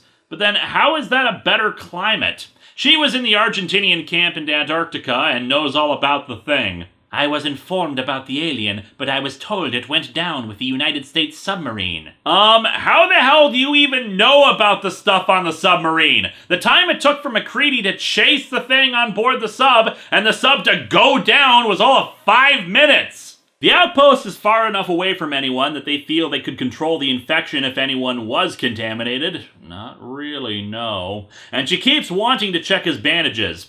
However, MacReady is really damn paranoid about being touched, and the soldier Mac had knocked over earlier, Agapito, tells her she needs to be more careful. Which Mac agrees with. No, Dr. Viale, he's got a point. How do you know I'm not infected?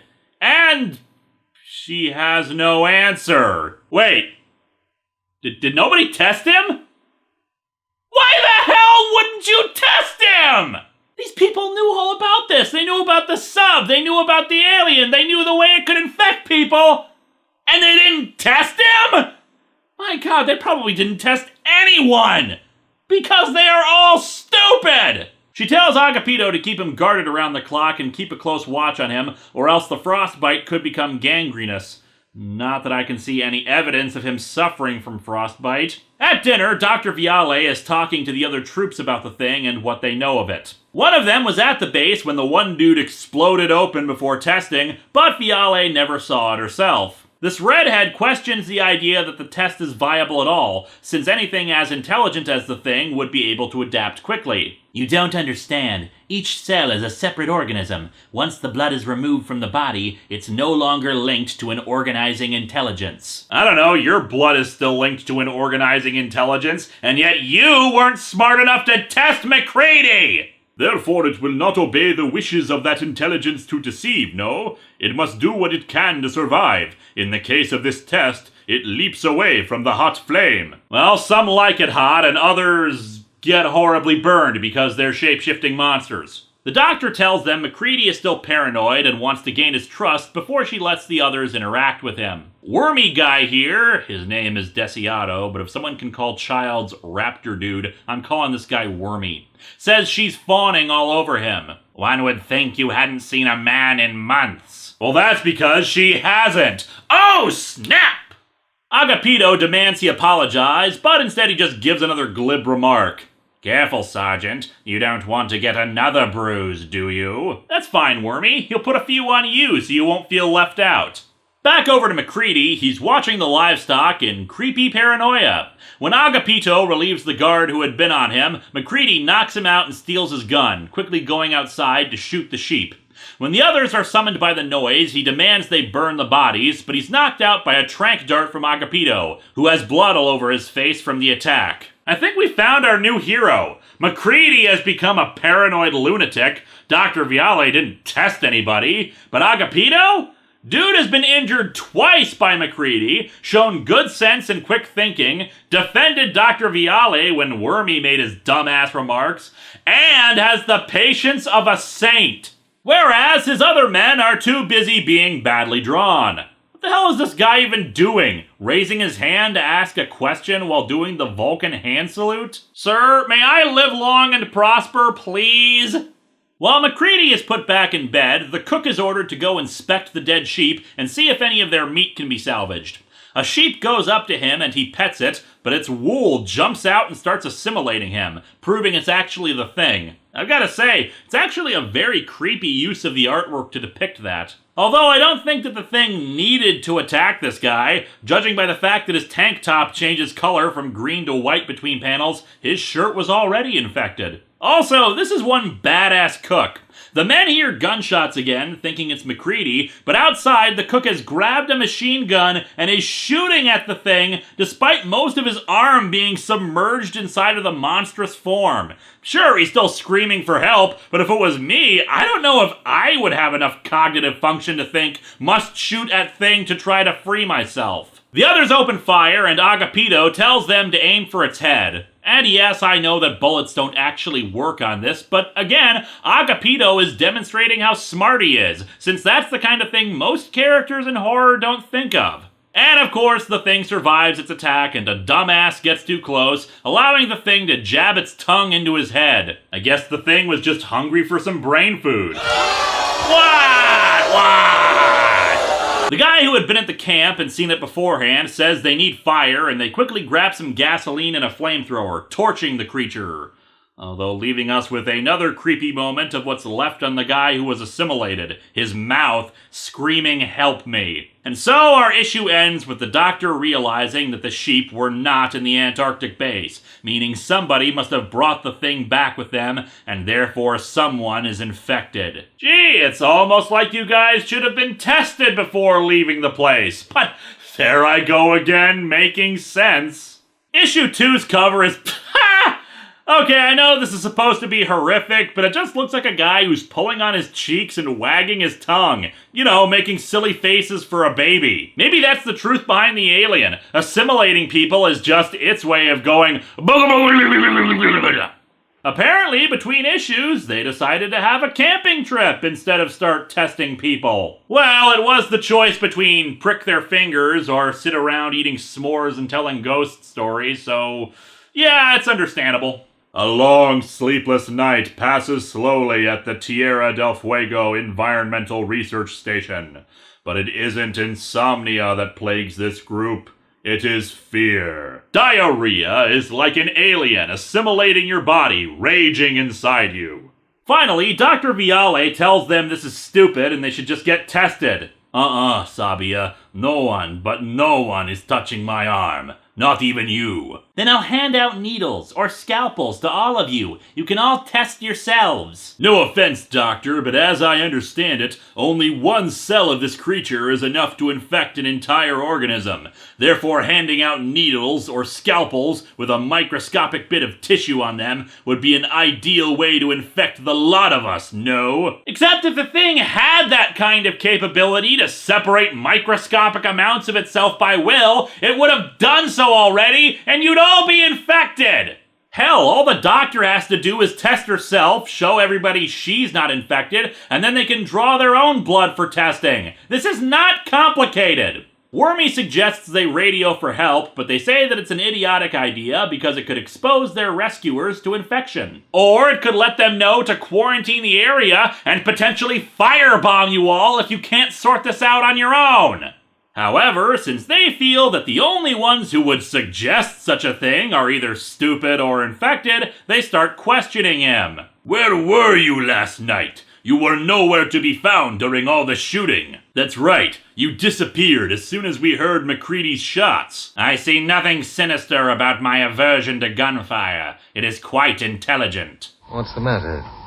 Is staying alive too complicated for you? Dr. Viale says they can't just throw out accusations and that they should probably just retire to their quarters. Oh yeah, because everyone's clearly gonna be able to sleep knowing one of them is infected.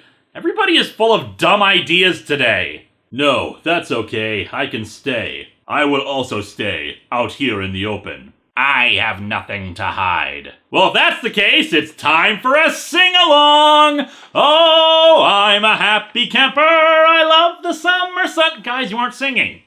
You know, maybe the problem is that I just didn't pick out the right song for this. Hey, Dr. McCoy, have you got another song suggestion? Row, row, row your boat gently down the stream. And to top off the stupidity, everyone stays out all night and falls asleep except for Wormy, who gets up in the morning and starts walking away. He's stopped by Agapito, who demands to know where he's going. If you must know, I must attend to certain needs.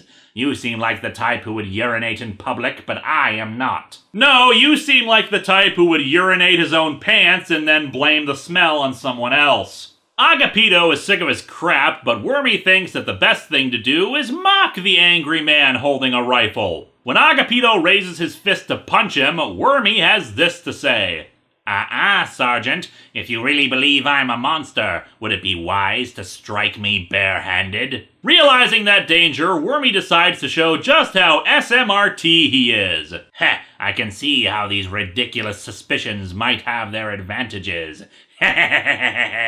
And Agapito whacks him across the face with the butt of his gun. Agapito, I award you the prestigious honor of Guy I'm Rooting For to Survive. Can it be that I have outsmarted you, Doctor? Is that possible? It's not only possible, it's probable. You You savage! I hurl countless abuse and insults at you, and you have the gall to respond to them? How savage!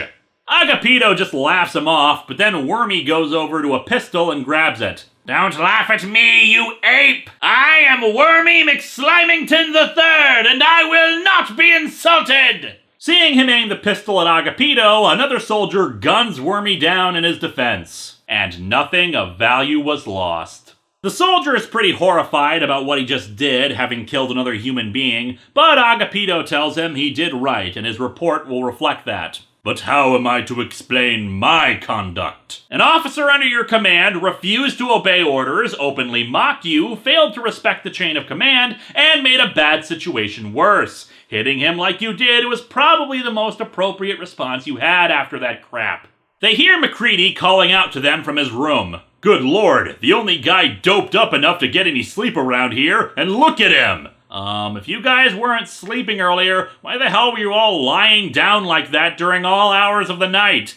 Are you saying you were just sitting there all quiet the entire time? Might as well kill yourselves now, 'cause you're already dead. I'm so glad MacReady's still in this story. He's offering such useful suggestions. You know, he's beginning to make sense to me. We should all kill ourselves right now. It'll confuse the enemy. You magnificent bastard, I read your book! You know, I do appreciate that the comic is going for the paranoia angle again. I really do. But the paranoia doesn't work if the characters are being morons. They can still conduct the tests safely, just like I said. I mean, what other choice do they have? They know someone is infected and it needs to be dealt with. And as that clip from the movie has stated, I know I'm human. And if you were all these things, then you'd just attack me right now. So some of you are still human. some of them must still be human too. If they have any hope for survival, they need to figure it out. And yes, you test the dead bodies too. Even the movie was smart enough to realize that. But no, instead Agapito tells everyone to be confined to individual quarters for the next 8 hours so they can get some sleep. 2 teams will patrol the compound and detain anyone trying to leave their room, including him. And yeah, unfortunately, that doesn't work either. If one or both members of the search team are infected, then it will just give them the chance to infect the others. And the best part?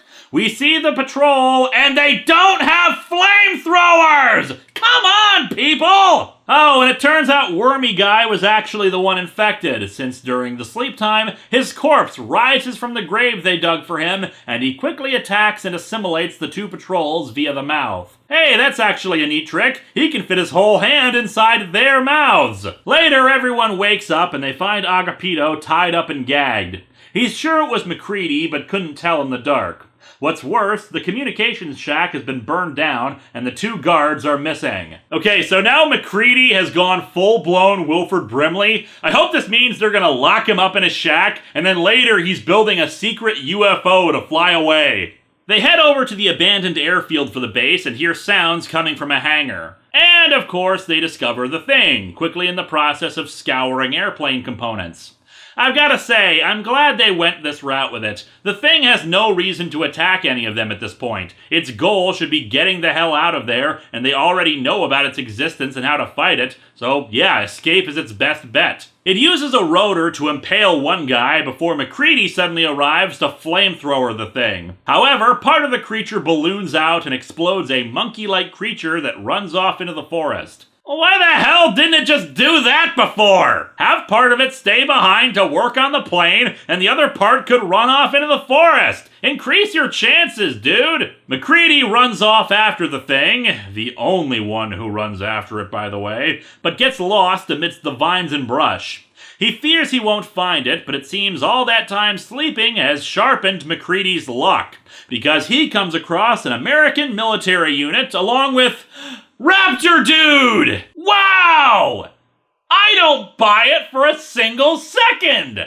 MacReady surviving the submarine was implausible enough as it is, but Childs too? Anyone else found from the submarine wreck would have been in the same lake as MacReady. But whatever. They meet up with the Argentinians and take charge, having Mac cut his thumb to perform a blood test. MacReady asks how the hell Childs survived. You survived, didn't you? Yeah, but that's because MacReady is the offspring of a rabbit's foot and a four-leaf clover. Fact is, these Navy boys came in a hurry to investigate the wreck and found me. A hurry? Bit of an understatement considering how quickly the sub went down, and probably without even getting off a distress signal. Dr. Viale says she's perfectly willing to do the tests, but doesn't think they should have the guns in their faces. You have not really been paying attention to anything that's happened today, have you, Doctor? She's not very cooperative, is she? None of them are. I suggested that they all kill themselves, but only one guy thought it was a good idea. MacReady hands the petri dish to Childs, and our comic ends with MacReady's blood leaping out of the dish when put over a flame. And what a cliffhanger to leave us off on! Of course, it doesn't make a damn bit of sense for him to be infected, especially not with the final panel being his horrified reaction. These comics, unfortunately, suck. Like I said, I applaud the idea of going back to the paranoia, but it has to flow naturally with the situation. Panicky paranoia is okay because it's quick and no one's taking any time to think. But when they're just sitting around a campfire all night looking suspiciously at each other, and MacReady has been reduced to a gibbering half-a-phobiac who just wants to burn everything, all of this just seems kind of stupid and pointless. It has some good moments, but you need more to sustain this kind of story than that. Next week, we'll see just what sort of excuse they pull out of their ass for why MacReady doesn't get torched instantly after failing the blood test.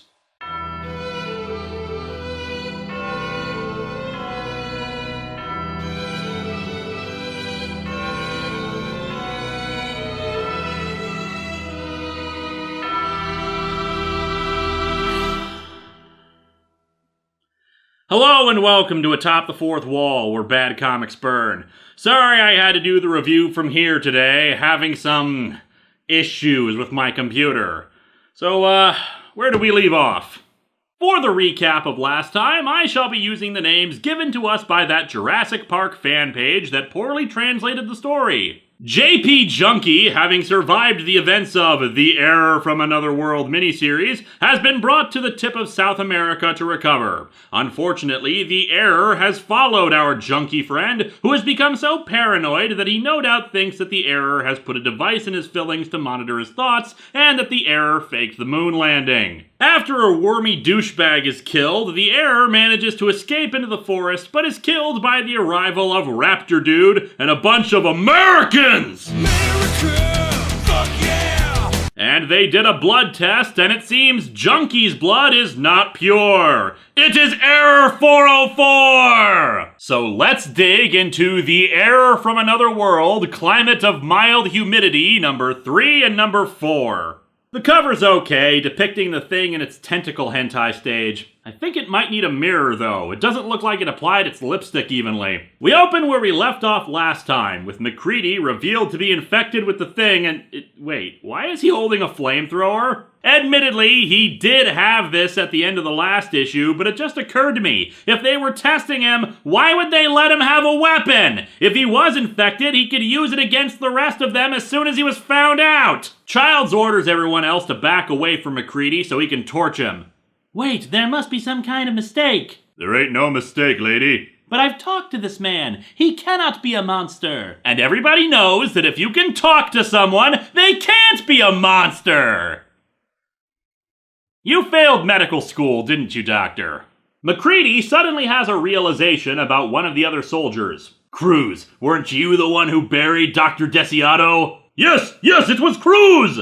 And then Mac torches the guy who yelled that out. Nobody likes a tattletale, mister! However, it turns out that the guy he torched is indeed infected. A soldier opens fire with his normal gun, and Childs tells him to stop since, well, he's more likely to kill one of the rest of them. The thing's head breaks through a window and runs off with multiple little arms. Fortunately, 2 other Americans are equipped with flamethrowers, and they manage to kill it before it escapes. You see? This proves Mr. MacReady is not infected. They've attacked each other before. Yeah, they make the worst roommates. However, they suddenly realize that Mac escaped in the confusion caused by the other creature. Dr. Viale asks Childs to just listen for a moment. Shut up! Just shut your mouth, lady! I've had enough of your crap, okay? Come on, sucker, I ain't got time for your crazy rap. And yeah, I admit I know what's going to happen here, but considering Dr. Viale just continues to show stupid decision after stupid decision, I'm with Raptor Dude on this one, and she just needs to shut up. She has not been helpful in the slightest. The American commander tells Childs to get on with the blood tests while they work on searching for Mac. Speaking of, Mac has run off deeper into the woods, refusing to believe that he could be infected and that he would know. And in case you thought, well, maybe with the temperature as low as it is this far south, there might not be any animal life, enjoy this small lizard to prove that theory wrong. Back at the base, the rest of the Argentinians undergo the test, but the ones who pass are still confined to quarters by Childs. He says it's much easier to protect them this way, but personally I think it's because these morons would just as likely shoot themselves as be helpful. Well, except for Agapito, but he still wants a rifle, even though it has been proven time and time again that normal guns don't work! The next guy in line, deflates, proving that he's actually the Thing, trying to escape before the rest. The Thing is adapting its strategy, though, as now it just becomes a big blanket of goop that smothers a guy who goes for a flamethrower. Childs manages to torch it, and they all run away from the fiery building, leading to the best line of the miniseries. You know, Mr. Childs, I'd feel a lot safer if you would stop burning down our camp. Smokey says only you can prevent forest fires caused by your efforts to kill the dangerous alien monster.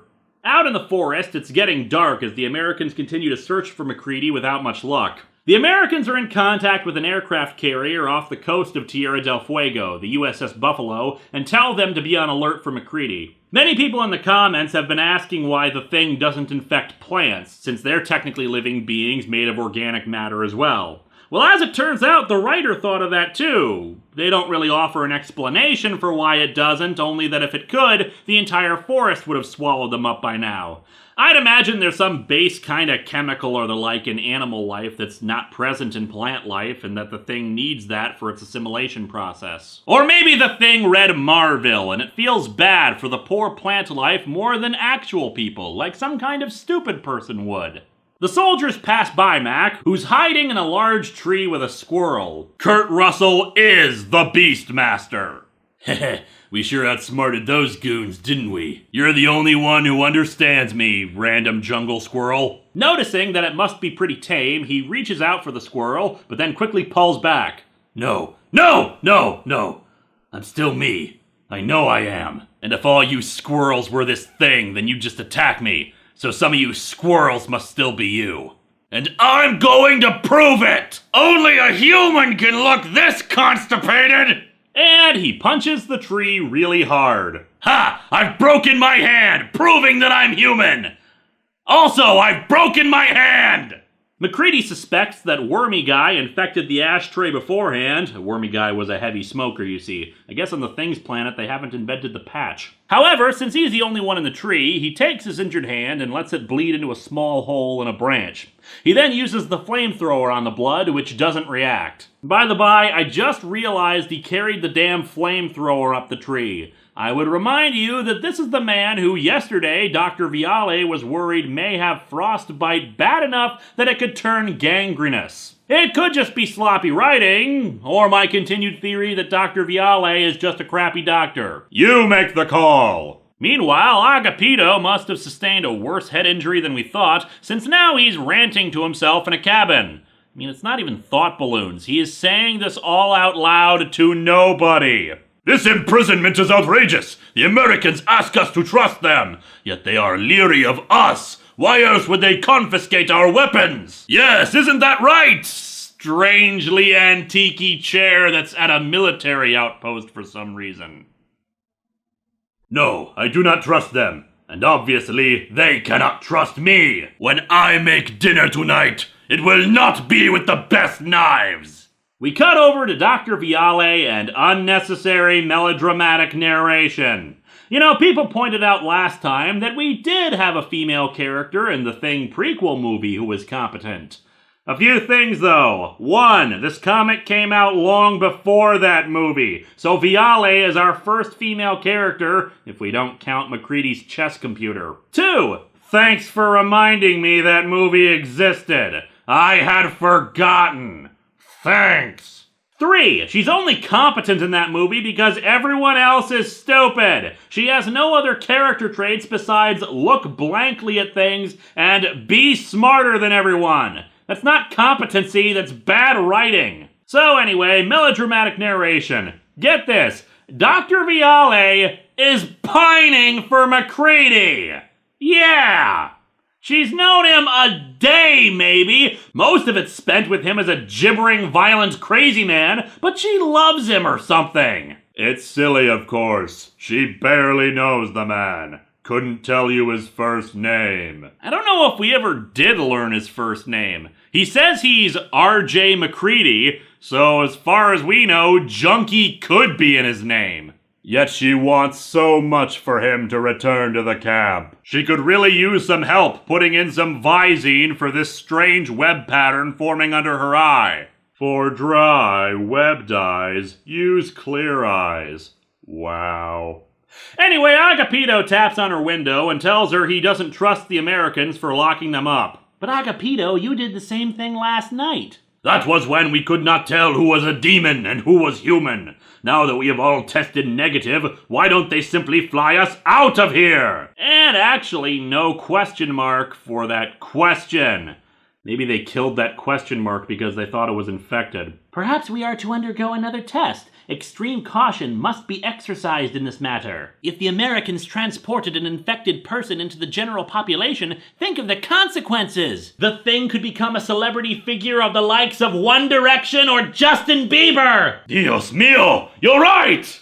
You are being too logical! We're fighting Americans here! Where does logic enter into anything about them? I love this line. It explains so much about this miniseries and offers so many joke opportunities in a story like this. You are being too logical. Logical? You're talking about the woman who's in love with the crazy bearded man who keeps burning down your camp, who might be an alien imposter that she barely knows. You are being too logical. There is logic in what he says. That's enough for the moment.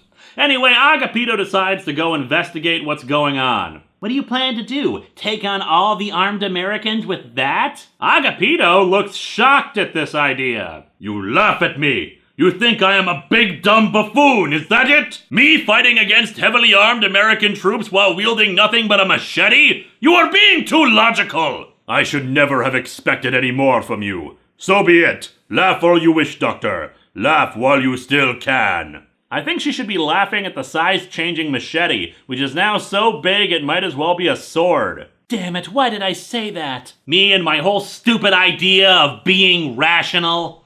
He's always been so nice to me, and I had to behave like the others always have. Had I been nicer, a little more understanding, I might have talked him out of this foolishness. This was written by someone who believes the friend zone is a real thing, wasn't it? Viale escapes through the window and looks for him, but Agapito vanishes. Instead, she discovers MacReady emerging from the bush.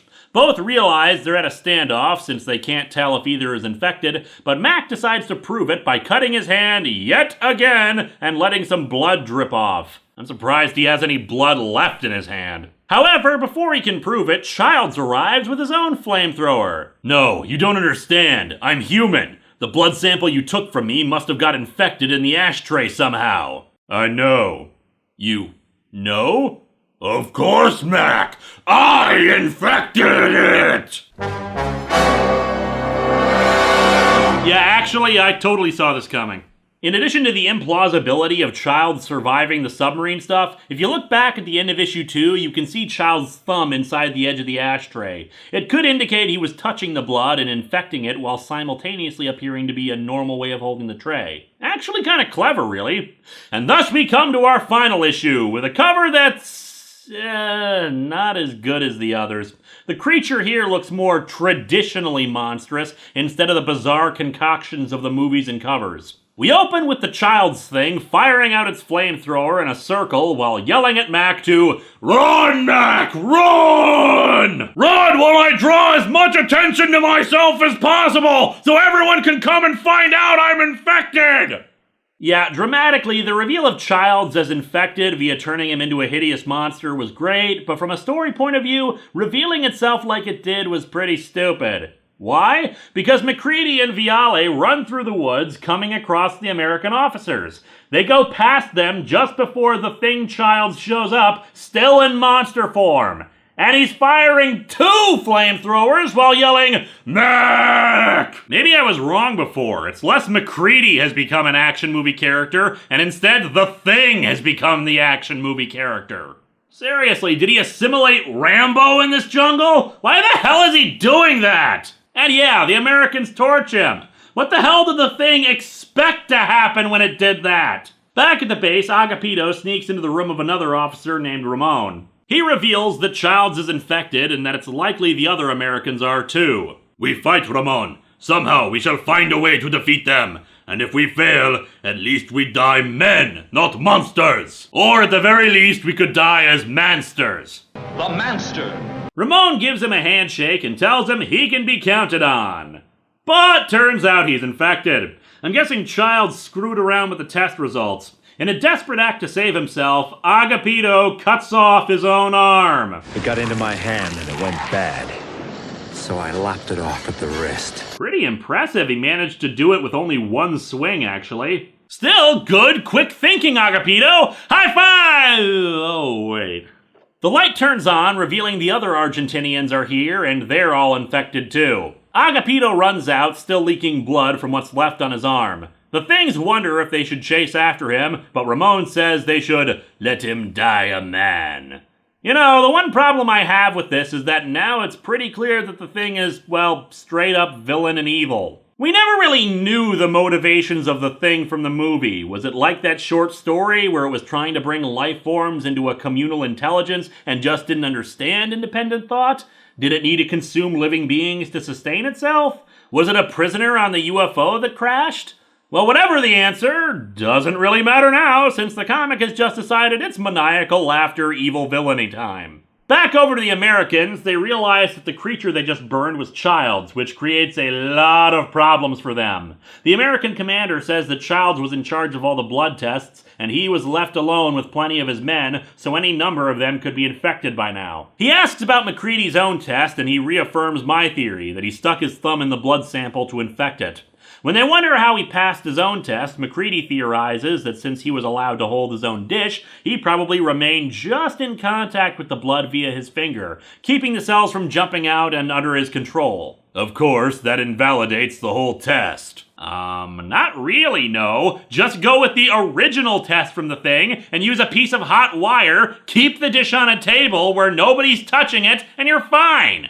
They make their way back to the camp, but they spot one of the Argentinians running towards them. The Americans order him to stop, but he keeps on running. Thinking that it's gotta be a trap, MacReady grabs Viale and they take cover. They torch the guy, but he keeps on running and then, well, explodes. Dynamite. Stand, or what used to be Stand, was probably loaded with the stuff. It knew Sim would torch it if it rushed us. I know this because... I'm the main character, I just know this stuff. He also theorizes that the reason Child's Thing was running around like an idiot was to try to delay the Americans. The two run off, but it seems the commander did survive, though. Sort of, as he manages to get on his radio. Sim, to Buffalo! Oh, God! I've run out of minutes! And the phone is melting! Stupid plan! They probably won't even replace it!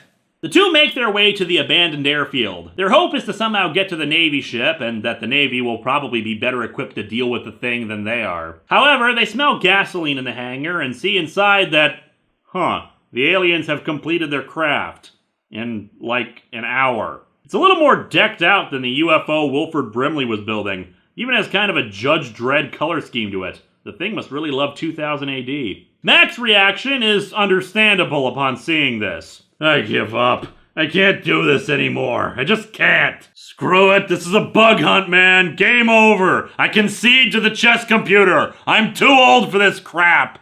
Well, with Grizzly Adams out of action, it's time for our real hero to step in. Agapito. He's bandaged up his arm and is carrying gasoline with his free hand. Maybe you should let the doctor look at you. You're obviously delirious. MacReady, just because you're 10 feet tall and purple does not mean I'm delirious. Agapito calls MacReady a coward for not wanting to try to stop this. Hey, think what you want. You just got no idea what I've been through. No, I do not. And you have no idea what I have been through. I lost my arm to those things in there. Perhaps even my life. But I will not surrender my world or my humanity so easily! Bah! Get away from here! It makes me sick to look at you.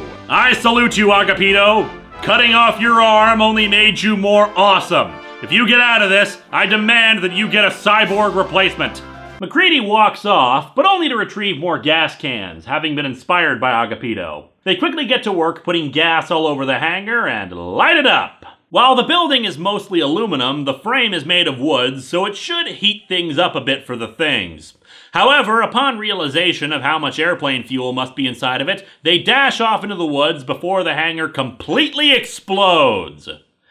Unfortunately, the things have somehow survived all of that! You gotta be fucking kidding. And they've turned into whatever the hell this is. They start running into the forest to get away, MacReady suggesting they go back to the base to see if there are any weapons left to fight it. Agapito is in bad shape from the blood loss, so they split up to try to increase their chances. Up above, a bunch of jets are flying over the compound, having been summoned by the American commander. I just can't get over it. A napalm strike. What is this, Apocalypse Now? Man, how much of a different film Apocalypse Now would have been if it turned out Marlon Brando was an alien. The Jets spot the thing, now some kind of giant spider-like creature, walking around the place. My guess is that's our target. Gentlemen, prepare the giant fly swatter and a can of Raid. The thing is caught up with MacReady, and I do love this shot, with Mac looking like he's doing the splits while gazing up at the creature. On that day, Mac Kind received a grim reminder. All right, you finally got me! No explosives up my sleeve, no gun, not even a pack of matches! I mean, I do have a bottle of hot sauce in my pocket, but I don't think that's the kind of fire that'll help right now. So what the hell are you waiting for? Kill me, you f***er! Kill me! That's it, Mac, let it out. You two are never gonna get along unless you express your feelings. However, both he and the thing spot the jets overhead, which quickly drop their napalm. Mac runs like hell while the napalm hits pay dirt. And given how close Mac appears to be in this panel, he's dead. Again. But nope, it seems it's contained to just the thing, and he meets up with Agapito and Viale. That's it, right, Mr. MacReady? It's all over now, isn't it? Isn't it? Are you kidding? We have at least another miniseries to go through, not even counting the questionable research story from Dark Horse Presents, or that comic where the thing fights Vikings. It's gonna be a while before the Navy lands any men to check this situation out, so you'll have some time. Time? For what? To take care of Agapito's arm.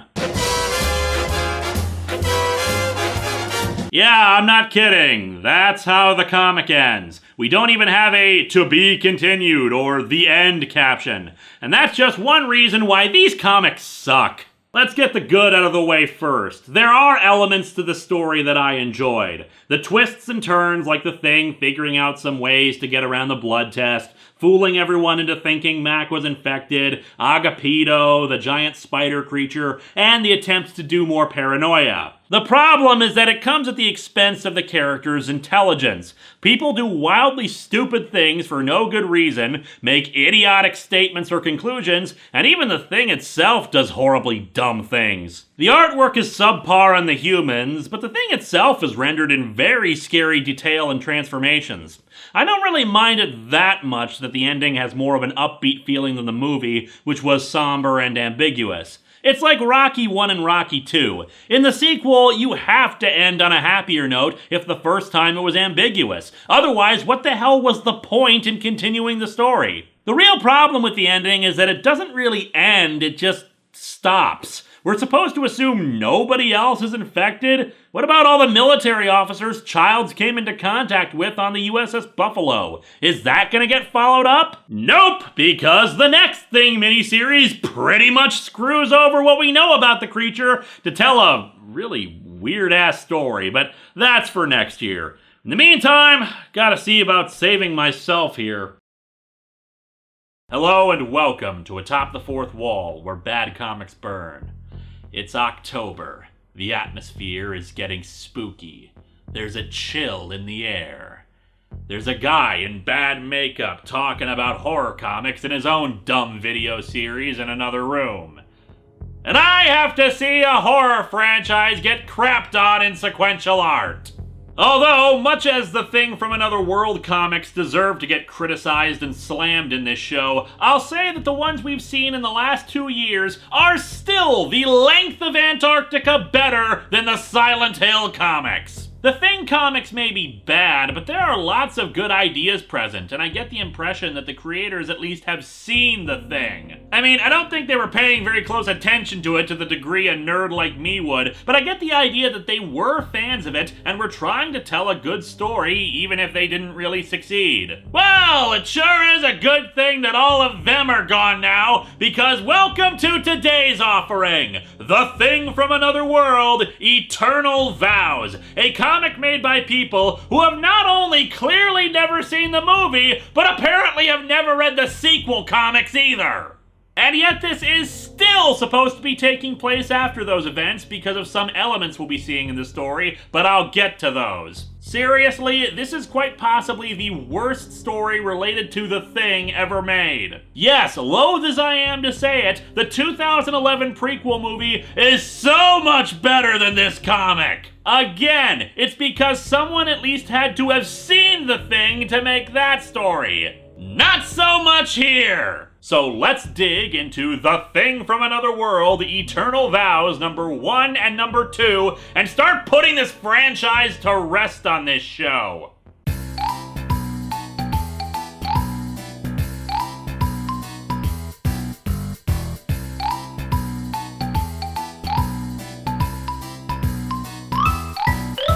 Here's a quick recap in case you're joining us late. The Thing survived the end of the movie, crashed a submarine, went to South America, infected Childs, aka Raptor Dude, and MacReady killed it forever and ever, except not really, of course. The cover is pretty good, featuring a guy being dragged into an alleyway by the Thing. Yes, an alley in a city, we'll get to that in a bit. And we even see scrapes in the grass left by his fingers. Well, I presume it's grass, otherwise the cement for the pavement is actually made of Play-Doh. One thing of particular note about this series is the penciler, Paul Gulacy. Don't recognize the name? You should! He's the penciler on another series that we finished up a few weeks ago. Sci-Spy. Yeah, you have him to thank for this! To be fair, though, he's actually a perfect fit for creating some of the inhuman, bizarre appearances the Thing would take on. Unfortunately, Sci-Spy proved that he seemed to have difficulty with basic human anatomy, so there might be a problem there when the story should have mostly humans walking and talking. We open in Wallace Harbour, Stewart Island, in southern New Zealand.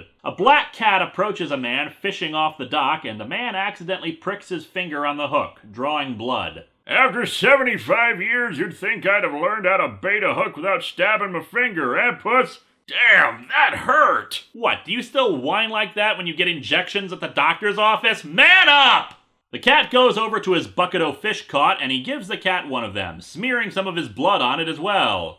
And scene over. Opening pages, and it feels more like a story set with the man-eating cats from Corpse Grinders than it does The Thing. We cut over to a man and woman having sex for 2 pages. At least I presume that's what they're doing. This guy looks like he really wants to eat her chin. The guy puts on some clothes and says his farewells to her, informing the woman, Jenny, that they won't be able to see each other for a few nights since he's got night watches for a bit. She's distraught about the possibility of him leaving soon, but he informs her that they won't be leaving due to an ongoing murder investigation in the town. Cut over to a hotel bar, where naturally a brawl is breaking out by some guy just yelling at an officer. Here, you yank bastard! I'm talking to you! Yeah?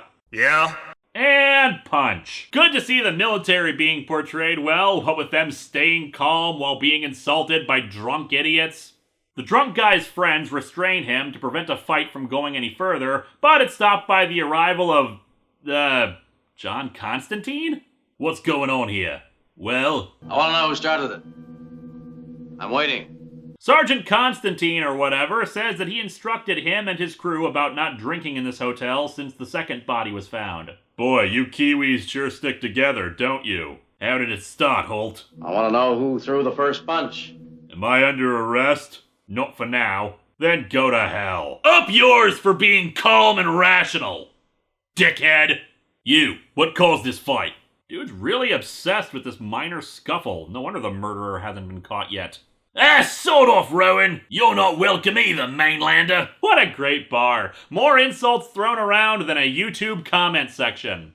The worst part is that this is actually happy hour. I just realized, a murder investigation involving American Navy officers in Australia, or New Zealand in this case. Now this comic wants to be a sequel to Death of a Soldier. Can we please get to the thing already? We cut back over to the fisherman, where a man seen only in shadow approaches him. When the black cat from before hisses and runs away, we see purple-spined tentacles emerge from the man and stab the fisherman. The fisherman's screams attract Sergeant Rowan, forcing the thing to run off without finishing the assimilation of the fisherman and leaving his body behind. Well, I can stop now. Story's over. The thing is in a modern city. End of the world, ma!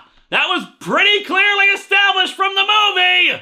Or at least it should be, but apparently the thing is no longer just spreading to people. Now, later it's going to try to explain why it hasn't just tried to start infecting every single friggin' thing it can, but they do so in the most asinine, bass-ackwards way it can. What's worse, remember that in the comic continuity here, one touch is all that's necessary to infect someone, so now that it's on the mainland, all that it has to do is poke somebody in the neck or something, and instant infection. So now it's time to be really, really silly. Okay, so Sergeant Rowan runs up to the dead body of the fisherman. All right, you, who started the fight in the bar? Answer me! And the fisherman is half goop by now, so Rowan reaches down and touches it, because he's SMRT. In case you're wondering, by the way, no, he is not infected, even though by everything we have established about the thing, in every one of the other media about the creature, he should be! Great continuity! Screw it, I can't even be bothered to use that clip. It doesn't have nearly enough sarcasm for how idiotic a mistake this is, and we're still only on the first issue! Nearby, the guy from the bar earlier is watching and then meets up with mustachioed guy who was sleeping with Jenny. Next scene! We cut over to Jenny lounging around her kitchen in her underwear. Because that's what the thing was missing this whole time. Fan service! She's feeling sick, but don't worry, she's not pregnant. It's much dumber. The black cat from the docks comes up to her as she takes out the garbage, while still clad only in her underwear, and nuzzles her leg. She gives the cat her dinner and walks back inside, apparently leaving her door open like an idiot. The next morning, Jenny is at her job at a clothing store when Rowan comes in to talk to her. I need to ask you some questions about a ballroom fight last night. He's basically just confirming when Powell, the guy she was sleeping with, left that night. After she confirms it, we learn that Powell has been murdered. Naturally, Rowan tells her in the most unsympathetic manner possible, simply stating that he was murdered last night and continues questioning her. You know, maybe people don't want to talk to Rowan not because he's a mainlander, but because he's a complete dumbass. The news causes Jenny to faint, and we cut over to her walking on a beach, mourning the loss of not only her boyfriend, but also the other murder victims. It's a small town, so everybody knows each other. She feels sick again and collapses, then immediately gets back up and walks off. And we see what appears to be worms or tentacles or something emerging from under a seashell. Don't ask me what the hell this is indicating. Did she throw up? Did the thing infect an oyster? Later that evening, Jenny is at home in front of a fire and once more in her underwear. Any second now, she's gonna pull out a tape recorder and start talking about how much sexier Superman is than Batman. Also, apparently she owns the cat now. But not for very long, since the cat starts hissing at her and scratches her hand. She responds by sprouting tentacles out of her body and stabbing the cat to death. And now you see why it was so important for us to see the cat eating the blood-stained fish from earlier. Powell? Yes, my darling? You did this to me? Yes, Jenny. And you're taking this news surprisingly well. It was I who planted the seed of life. My life. Ew. She absorbs the cat while asking the Powell inside her head what she's doing. Surviving. Trading life for death. Dead cells for living. It is necessary, my darling, if you want to continue. So after all this time, we finally get a reason why the thing assimilates people. Because it's eating them. That's the big answer! And so our comic ends with Jenny realizing that she's dead and she's remembering everything that's happened before. Where to even begin with this crap? For starters, this would be a perfectly acceptable little monster horror story if it wasn't called The Thing! This is still supposed to be the same creature that we've encountered in the previous miniseries, and yet we now have something completely unnecessary for this entire concept. First of all, the thing wasn't fricking eating people, it was infecting them! Now, later on in this mini, we'll see it infecting others with its spiked tentacles, yet it's not trying to infect as many people as it can so it can spread out. Even if we bought that the alien was doing all this just to eat people, why the hell is it now taking on the full identities of Jenny and Powell? Why are they retaining their minds? Why isn't Jenny freaked out about all of this? She's giving a little Mona Lisa smile here. Admittedly, we don't know what actually goes on inside the minds of infected people, but this is just silly. She just killed a freaking cat and discovered she needs to kill to survive and absorb people with her tentacles, but she's completely unfazed by this. What, is it because she's got her boyfriend back in her head? Why did Powell Thing even care about this? It's trying to infect humanity! That was its entire goal when it was trying to leave the Antarctic and South America all this damn time! And the eating doesn't even make any sense. Dead cells? When Wilford Brimley looked at its cells, they looked perfectly functional and were still active and assimilating things! Hell, the thing is already a superior life form that can survive being frozen multiple times without adverse side effects! Oh hey, you don't even need to take my word for it! The movie proves this is bullcrap! There is still cellular activity in these burned remains. They're not dead yet. And if it was trying to keep a low profile and be content to just eat up living creatures and go on with its existence, why is it fixated on humans? Just assimilate a bird and eat fish for the rest of your life! Or hell, any wild animal! Oh, but no! We needed it to be the psychic mental remains of another person speaking to Jenny. And don't tell me the thing is affecting her mind! Why would it need to do that? It's in charge! Jenny didn't know she could summon tentacles! What, did all the people at Outpost 31 know they were infected, but were perfectly okay with it once the mental remains of Bennings calmly explained to them, No, it's okay, man, we just need to eat people now. And then they were like, oh, yeah, that sounds reasonable. I mean, can you imagine Childs from the last miniseries when he went all Rambo thing and he's just like, geez, Mac, if you just got infected, you'd see this is perfectly sane and rational. And of course, I have the most important question of all in regards to any of this. Why did Jenny's hair go crazy when she first stabbed the cat? It just raises too many questions. I mean, I'm not crazy here, am I? This is silly at best, downright stupid at worst, reducing an unknowable, inhuman monstrosity into some dude being way too clingy to his girlfriend.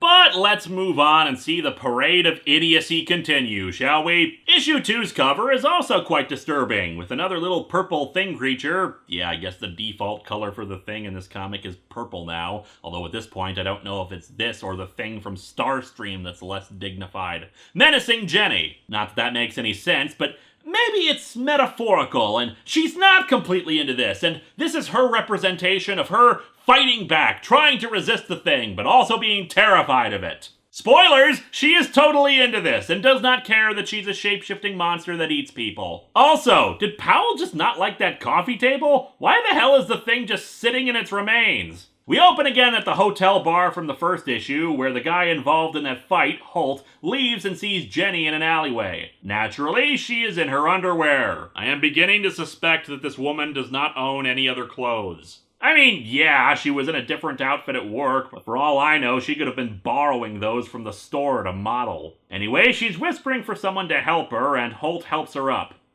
and she stabs him with the purple tentacles. And again with the hair. Although kudos on having her face in shadow, it gives a nice spooky effect. Ah, food. No, it's not right. It's too fattening. It'll go right to my hips. Oh, and in case you were thinking this was her developing a conscience, nope, it's because it's not a human. Yep, as it turns out, Holt is actually Powell.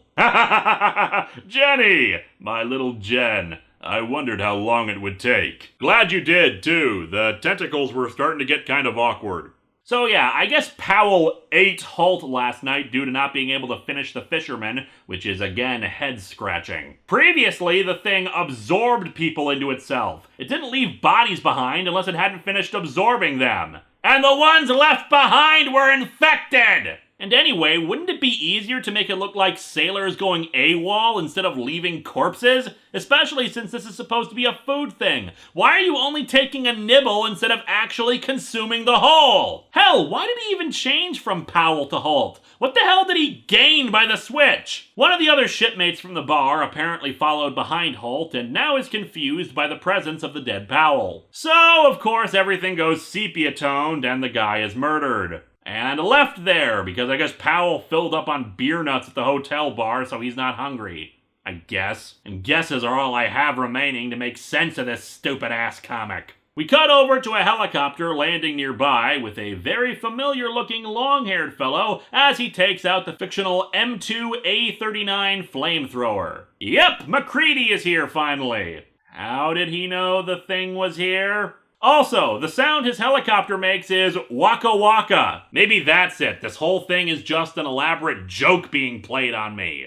Back over to Powell and Jenny, Powell explains that his voice she heard earlier was not actually him. Wait, so she had a Cylon inside her head? Not me, my darling. You. Your instinct for survival. Your voice for survival needs to come from your love interest. You have no survival instinct of your own. My cells were the seed, so it borrowed my voice. I don't understand. That's because it doesn't make any sense, but don't worry, you get used to it.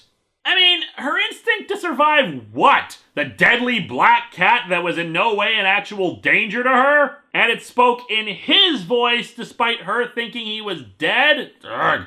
Whatever, she admits she hasn't eaten anything besides the cat, and he says she needs to constantly replace the dead cells with fresh cells, and the two join together. So enjoy this brief representation of thing sex. Ew! In doing so, we get some backstory about where this one came from. Powell shares its memories. It was on board the submarine from the end of the first miniseries, and despite us already seeing in Climate of Fear that it surfaced and became a seal, it turns out that the thing actually infected a fish. That's you, Powell.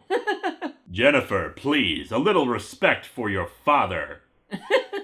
Sorry, Daddy, darling. Ew! Ew! Ew! Ew! Ew! Ew! Ew! Okay, now we're getting into Avengers number 200 territory with this! Ew!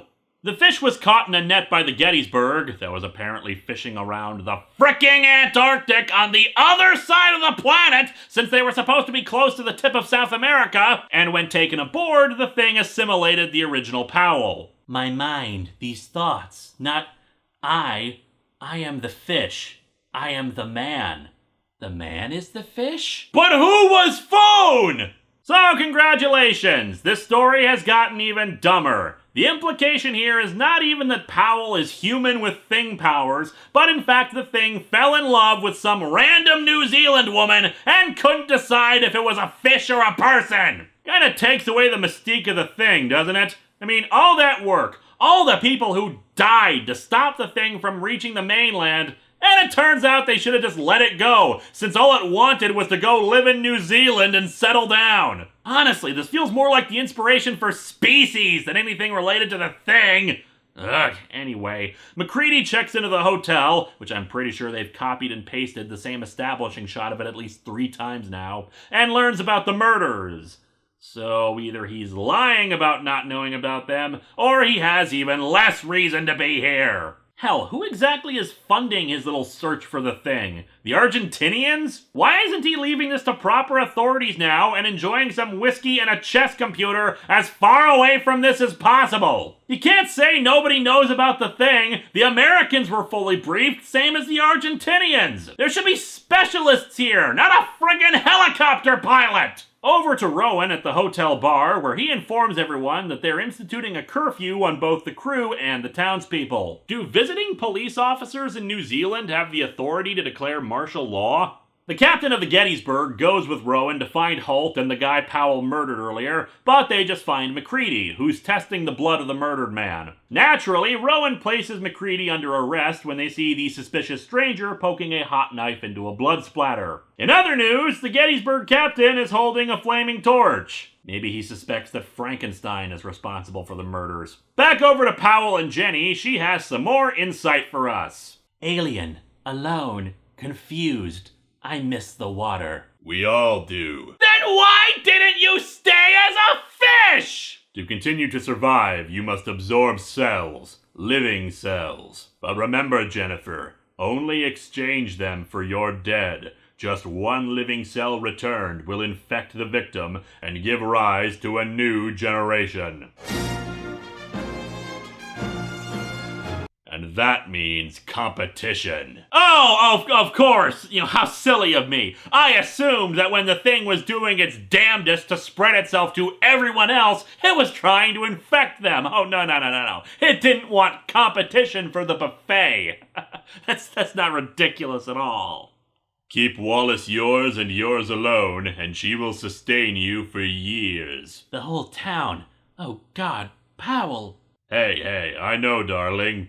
Who's darling? Oh, wait, they just forgot the comma there. Silly me. The conflict between the memories of your human nature and the needs of your cells will take time to resolve. Are there big chunks of this story missing? I have no idea what the hell they're talking about now. It hurts, but it will pass, and I will always be there for you. Now that our blood has mixed, we live within each other. We are one, together. Forever. Now, why don't you kiss her instead of talking her to death? So, about that living off the town for years thing, bull crap! You can't keep murdering people for years like this. Someone's gonna notice as the list of suspects dwindles, especially because it's a friggin' small town. People are gonna move away, and if you move away and start murdering the next town over, I think someone will connect the dots! Over to the police station, they verify MacReady's story about being a tourist. It doesn't rule him out as a suspect, but makes it less likely that it's him. Rowan wants to know what his interest is in the murders, and MacReady declines talking about the matter any further. Save that Yank TV crap for when you're at home, mate. You're in New Zealand now. There's no pleading the 5th here. You're right, of course. He needs to plead the 22nd. Section 22 of the New Zealand Bill of Rights guarantees anyone arrested the right to remain silent.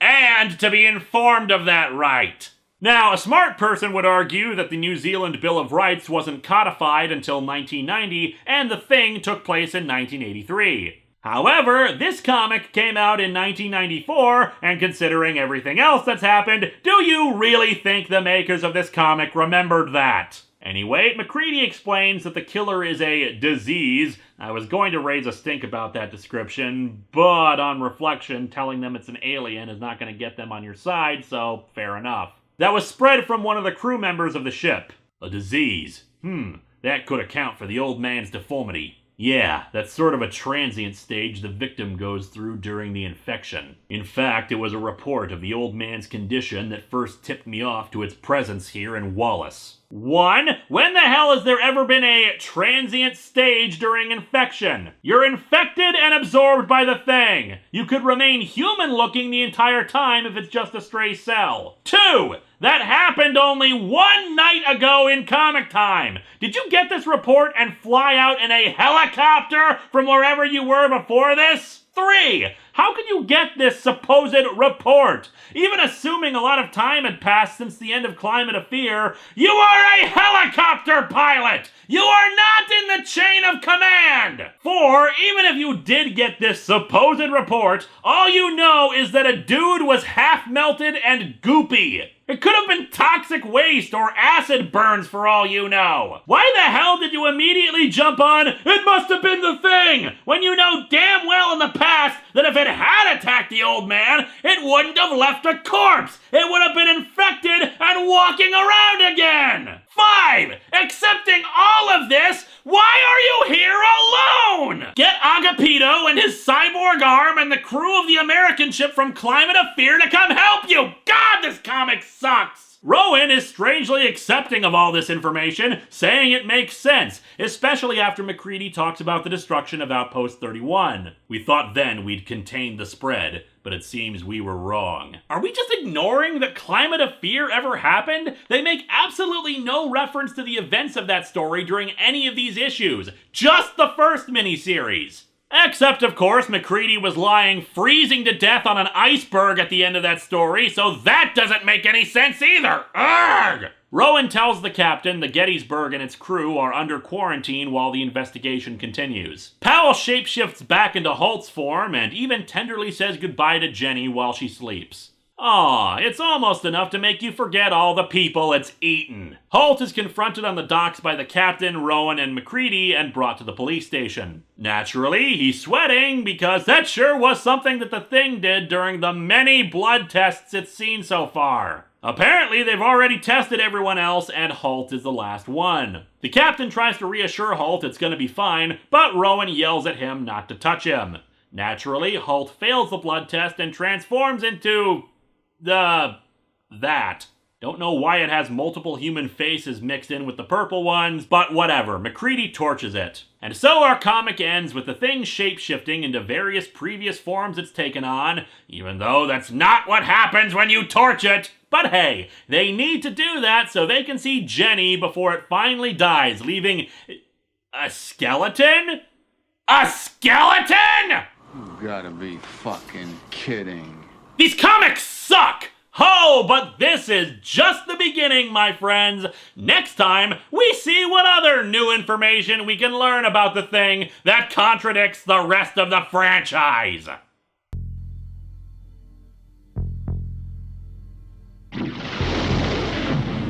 Hold it. Why the hell are we still bothering with that eye catch anymore? What's left of this comic that's actually tied with the Thing? Hello and welcome to Atop the Fourth Wall, where bad comics burn. Let's continue talking about the travesty that is the Thing from Another World, Eternal Vows.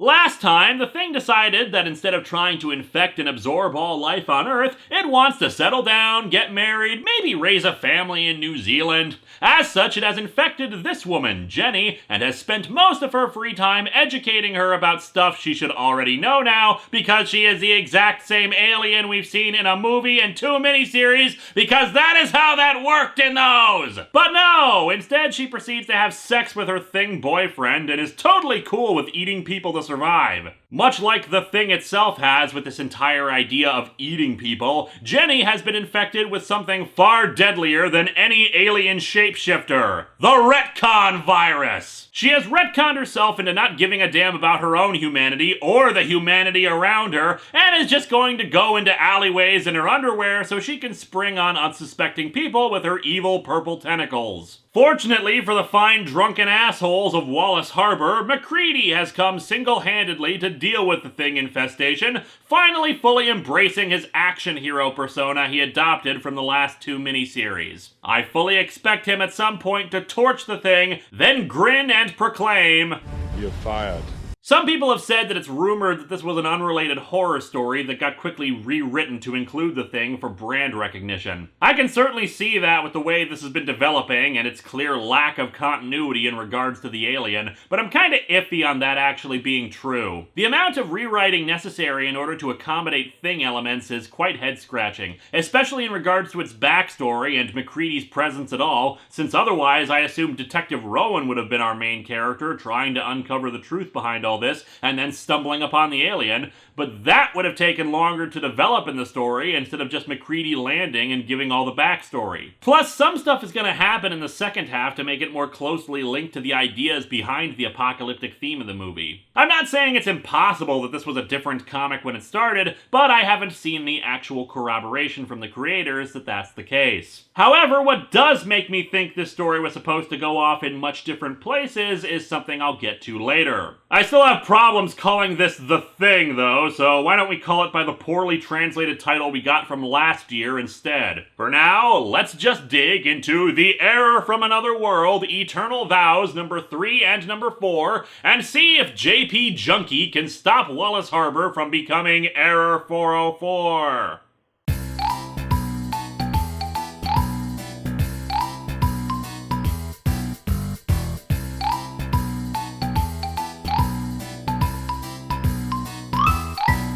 So, continuing on our train of unconnected to the Thing, we have this cover. It seems innocent enough, with various monstrosities attacking MacReady and Rowan, burning building in the background to help sell how chaotic this is.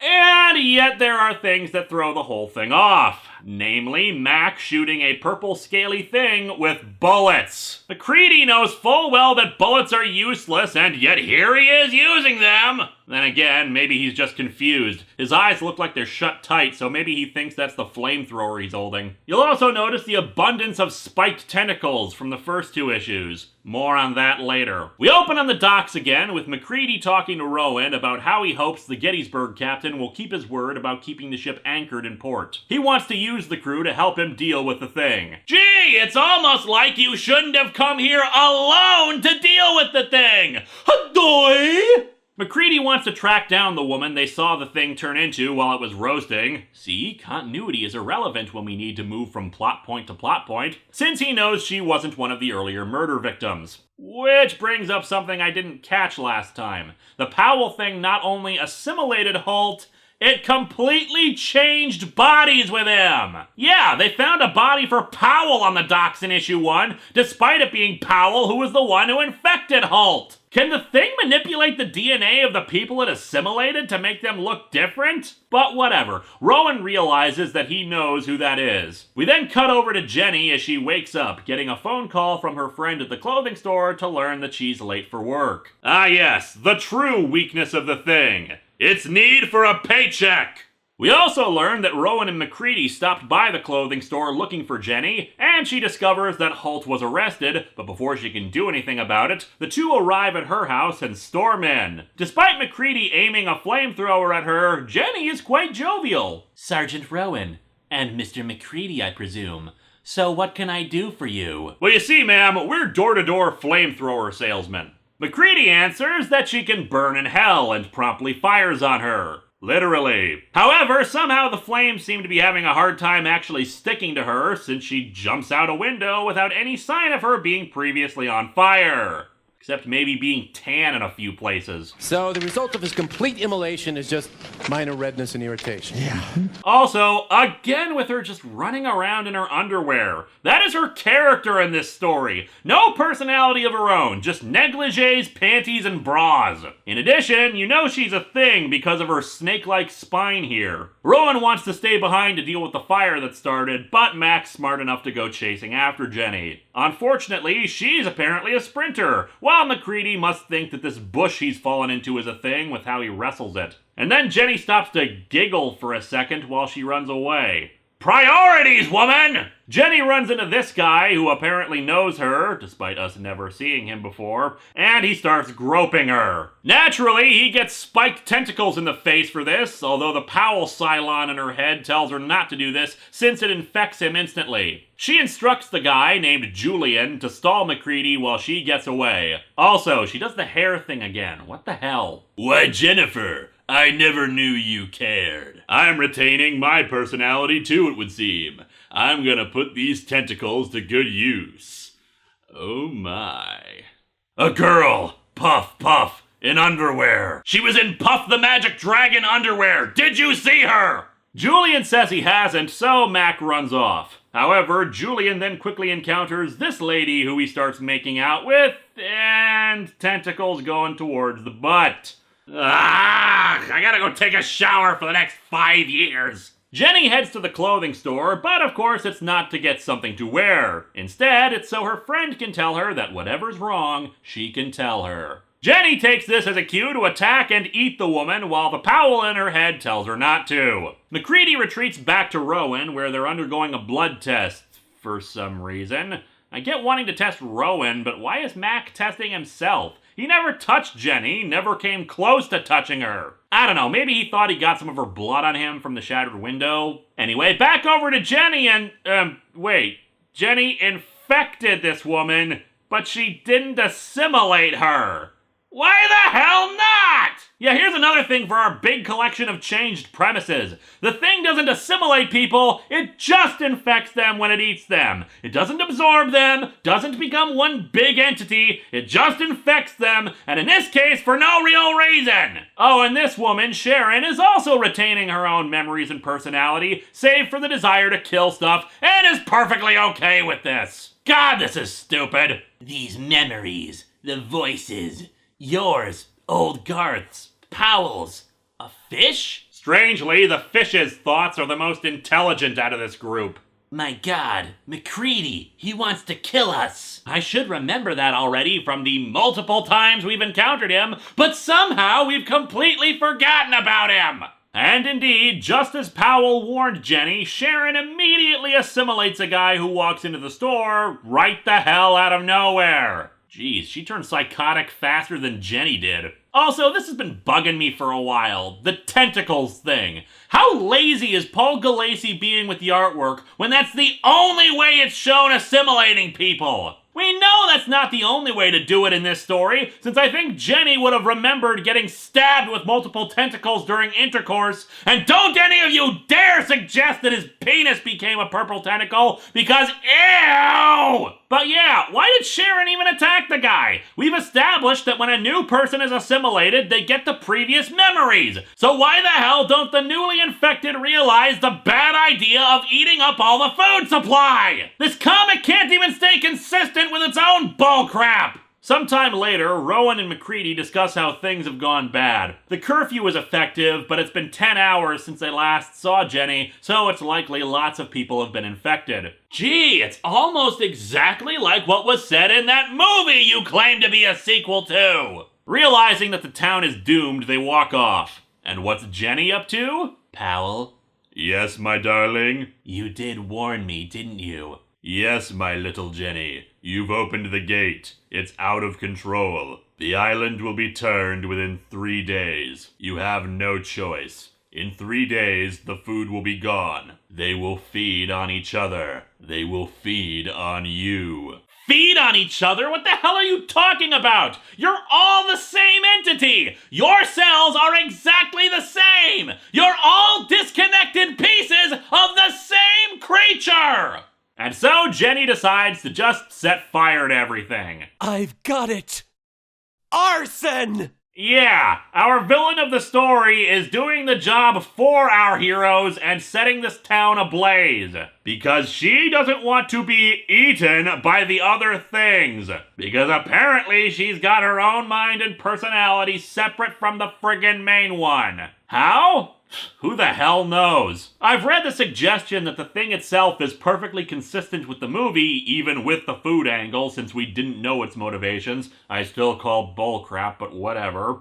It's just that Jenny and Powell's personalities were able to overcome the thing's personality because they loved each other so much. Ha! Ha ha ha! First of all, what sort of fanficky Care Bears bullcrap is that? This isn't a story about love conquering all, it's about an alien creature that's gonna destroy all sense of self and bodily autonomy as it assimilates you. It's the end of the friggin' world! Secondly, what the hell does that say about everyone else who got assimilated? That they just didn't love anything strongly enough? Thirdly, we've seen other people retaining their own personalities for the most part too, and that didn't involve love. Fourthly, it still doesn't explain why the hell they're both okay with eating people without a second thought. or why Powell felt dooming his girlfriend to the same crappy thing existence as himself was a good thing to do. And barring that, the fact that they don't care about other people's lives makes them irresponsible, selfish, murderous sociopaths, and thus their love story just becomes tedious and irritating, and I want them to frickin' die! Anyway, back over to Rowan and MacReady. Bitch! Rude? The two were apparently going to try to hightail it out with the helicopter, but apparently one of the things made it to the helicopter first, and instead of just escaping, they trashed it, including the radio so MacReady can't call for help. Although frankly, if he didn't bring help to begin with on this, who the hell was he going to call? The two spot the town starting to go up in flames, or is it just the boats? How the hell does Jenny plan to get out of here? She's isolating the island. The real-life Stewart Island may only have one town on it, but it's still almost 700 square miles of area. Unless she's the Flash, I don't think she could isolate the whole island. Which brings up something really weird. The back inside cover of the comic keeps showing a map of Wallace Harbor. Why? No clue. It never really changes and doesn't add anything to the reading experience. It's just there. Anyway, our old pal Julian is assimilating some woman while wielding the claw! But then Max shows up and torches him and the woman he was assimilating. Rowan is put off by all of this, but no time to worry about that. They head to the hotel, hoping that the phone line there will be intact to call the mainland. Hello, police! Shape-shifting alien monsters are assimilating all the people on Stewart Island and setting fire to their only means of escape! No, that's different. These ones are purple. The hotel clerk threatens them with a shotgun due to all the things running around, but then he's stabbed from behind by Sharon. Hi, boys. Let's party. And she licks the blood. Congratulations, comic! You have turned an unknowable terror into a mustache-twirling jokester. Any other movie monsters you want to ruin while you're here? Maybe Jason Voorhees spouts one-liners? Make Freddy Krueger's killing method be deadly tap-dancing shoes? Give Michael Myers a stupid hobo beard and have him yell, "Die!" And... oh, for the love of... So naturally, MacReady torches her... oh, he doesn't. The two just run off. She was right in front of them. You know, I'm beginning to suspect that this comic is kind of stupid. The two head for the Gettysburg since it's pulling out, but they need to swim for it. Rowan stays behind, admitting he doesn't know how to swim, so he says he'll buy time for MacReady to get there by using the flamethrower. And yeah, in case you thought they didn't burn Sharon because it was out of fuel, nope! Rowan manages to set some more fires while he's at it, but indeed Sharon is still there too, and approaches him with a few others. But he decides to shoot himself with his gun to prevent his assimilation. But before I die, I just have to know one thing. Who started that barroom fight? That would have actually been a decent moment, if not for the fact that this comic is terrible. And so issue 3 ends with MacReady looking back at the town that is now a blazing inferno. All in all, 100% successful trip. So here's why I think this story did undergo heavy rewrites. Dark Horse has solicitations on their site for each issue, which I came across while trying to find background info on the comics. Only the first issue's solicitation seems accurate, talking about Rowan arriving on the island to investigate. The preceding issues, however, are not quite so accurate, starting with issue 2's description talking about Jenny going through her own little private hell while fighting for control of her memories and desires. Oh, yeah, I really remember that struggle she had in the opening pages when she deliberately set a trap while sitting in her underwear so she could eat a guy and only stopped because it was actually Powell. It also praises the writer, David DeFries, for being a native New Zealander who could write the dialogue accurately. Hooray! He accurately predicted a drunk in a bar threatening fights with Americans because of a string of murders. And now for issue 3 solicit, it goes completely off the rails. MacReady, the thing's first and worst nemesis, unnecessary comma, is going to extremes to keep it from migrating beyond Stewart Island, New Zealand. Oh, yeah, he really went to extremes in this. Remember when he fell in that bush? The landscaper worked really hard on that. He couldn't care less about Jennifer's problems in coming to terms with her newly realized status of being deceased, not to mention being an extension of the Thing. Well, it's hard for him to care when she doesn't seem to either. But while he's got the Thing coming at him from one direction, don't you mean running away from him? He's got the disbelieving Wallace Harbor townsfolk coming at him from another. That's making it very difficult to do what he really wants to do. Torch the whole dadgummed town. Isn't it fun when people are making up their own story instead of the crappy one delivered to us? Especially when it's the complete opposite of what actually happened? But let's move on to the final issue and ignore the solicit for it, which is actually okay, save for the implication that MacReady and the Thing are wed to each other. Sure, whatever justifies your stupid title. The cover is okay once again, with a great inhuman-looking purple creature, though it's ruined by the gray bodies sticking out of it. Not that I don't like the concept of the bodies partially merged with it, but they look like a sticker someone slapped on the Thing by not making the colors match or flow with the rest of it. Also, given the polka-dotted tentacle wrapped around MacReady's arm on the cover, well, he's infected. We open with some guy on the deck of the Gettysburg watching the blazing inferno. Well, if you can't beat 'em, I'm making s'mores. Anyone want any?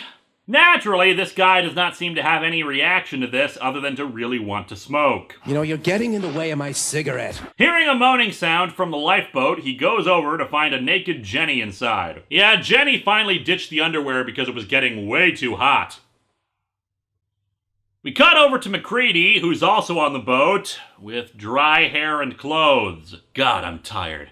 Haven't slept for days. Can't sleep. Don't dare. Not until it's over. Okay, either he hasn't slept before coming here, or he's been sitting watching the Inferno for days. I'm pretty sure someone from the New Zealand government would have noticed by now and done something. Also, we see tons of seagulls flying around in this panel. Mac's not worried about one of the things assimilating a seagull and just flying away?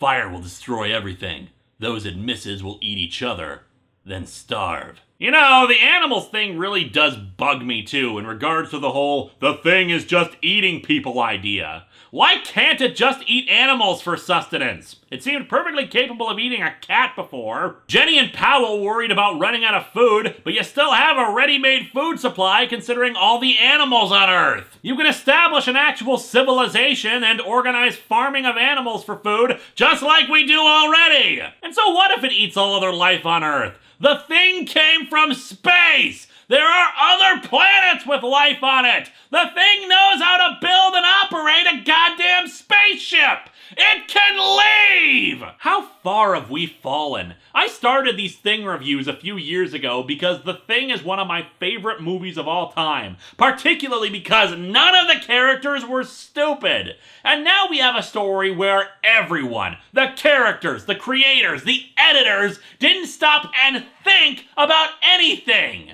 Mac spots blood leaking from the lifeboat, revealing Jenny's dead body. Yep, she pulled the body switch trick again and is now one of the crew.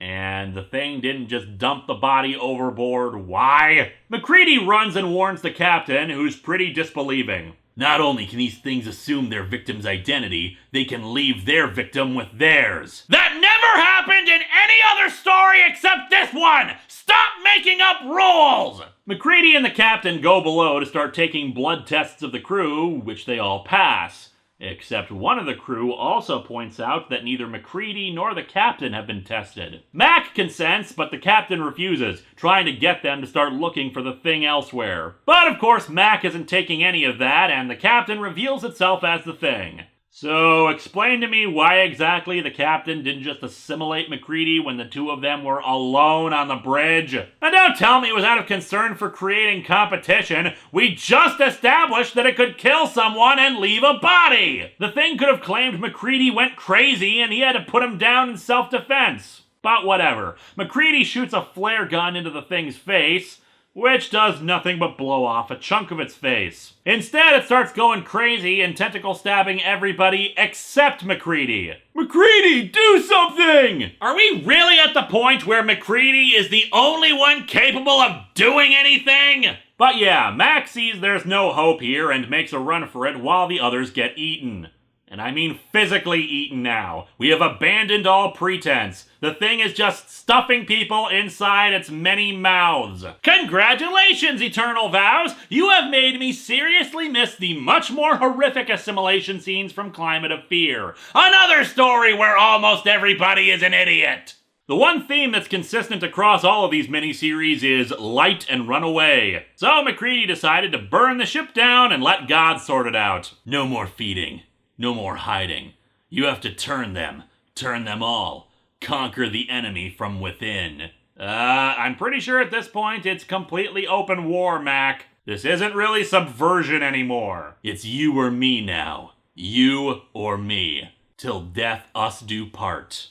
Believe it or not, that actually is the correct phrasing from the Book of Common Prayer, and it's only America that uses do us part more commonly. However, since MacReady is supposed to be American, nice screw up on how he says it. Thank God we have that New Zealand accuracy here for our American main character. And again with the tenuous wedding phrases that they keep shoving in to try to justify the title. Did the editor for this act like American International Pictures and come up with the title before they came up with the plot?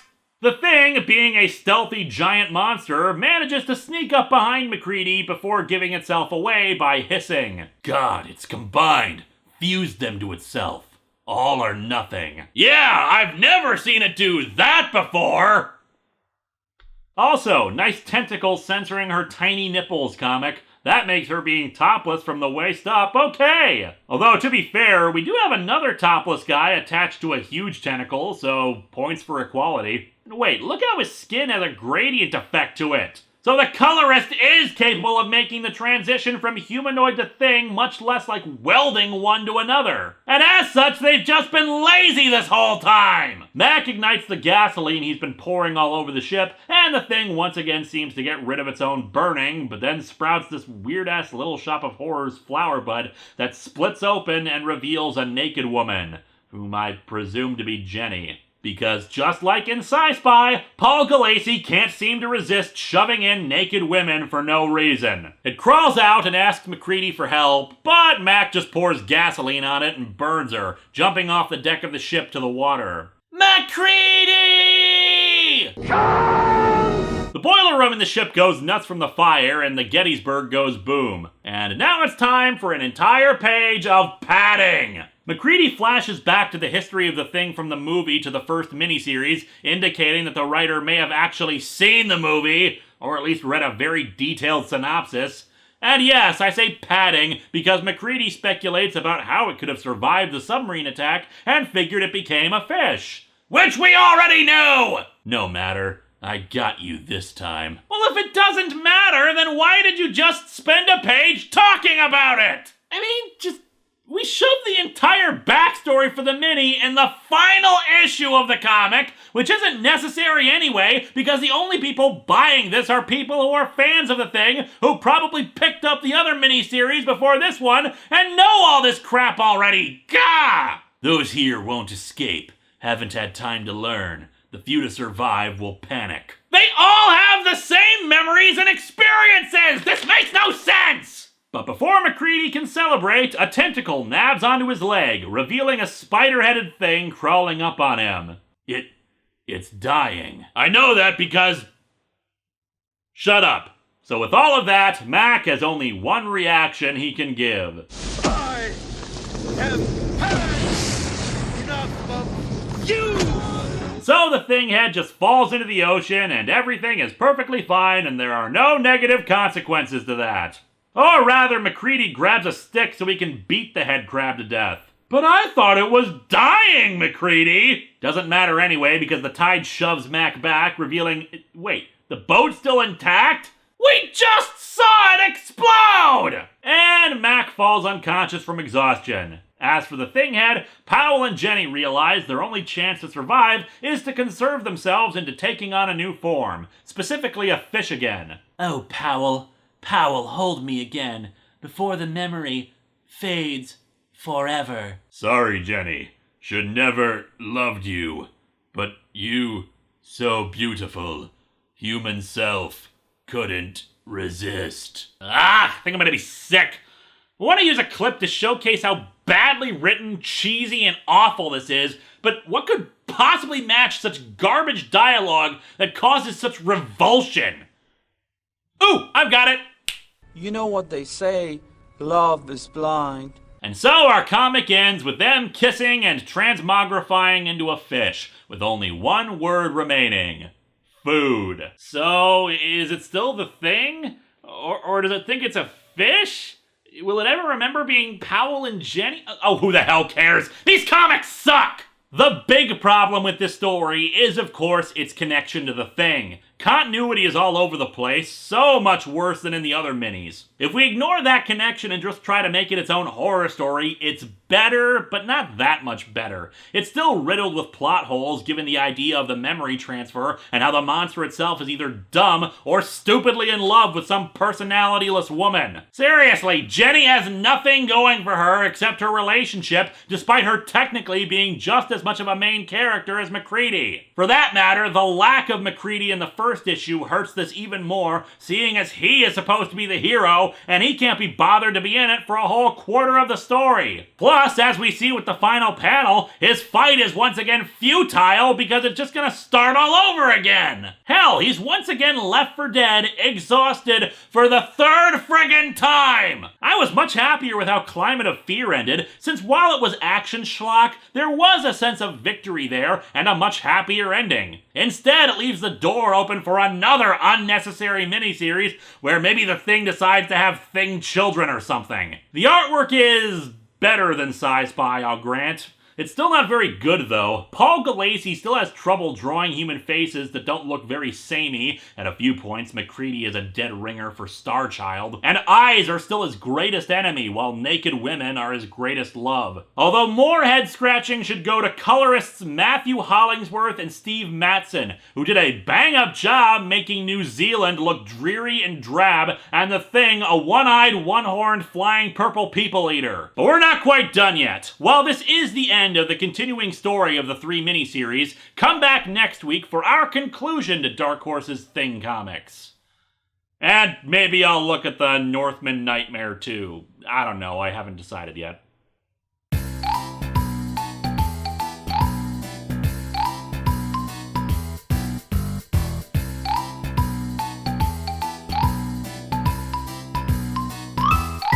Hello and welcome to Atop the Fourth Wall, where bad comics burn.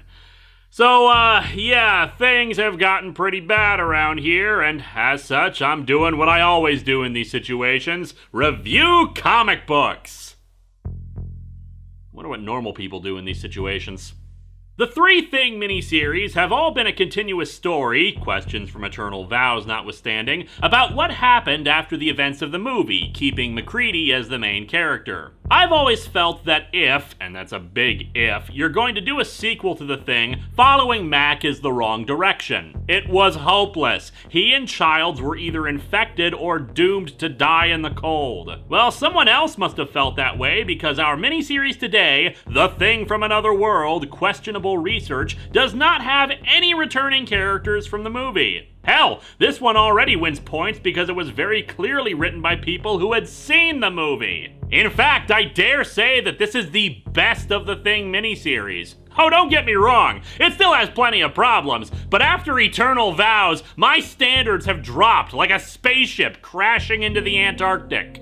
And even then, a lot of my disagreements are on things that are really more a matter of opinion. Stuff that's debated among fans of the movie, like whether or not someone infected by the Thing is aware of infection or not. And you know what?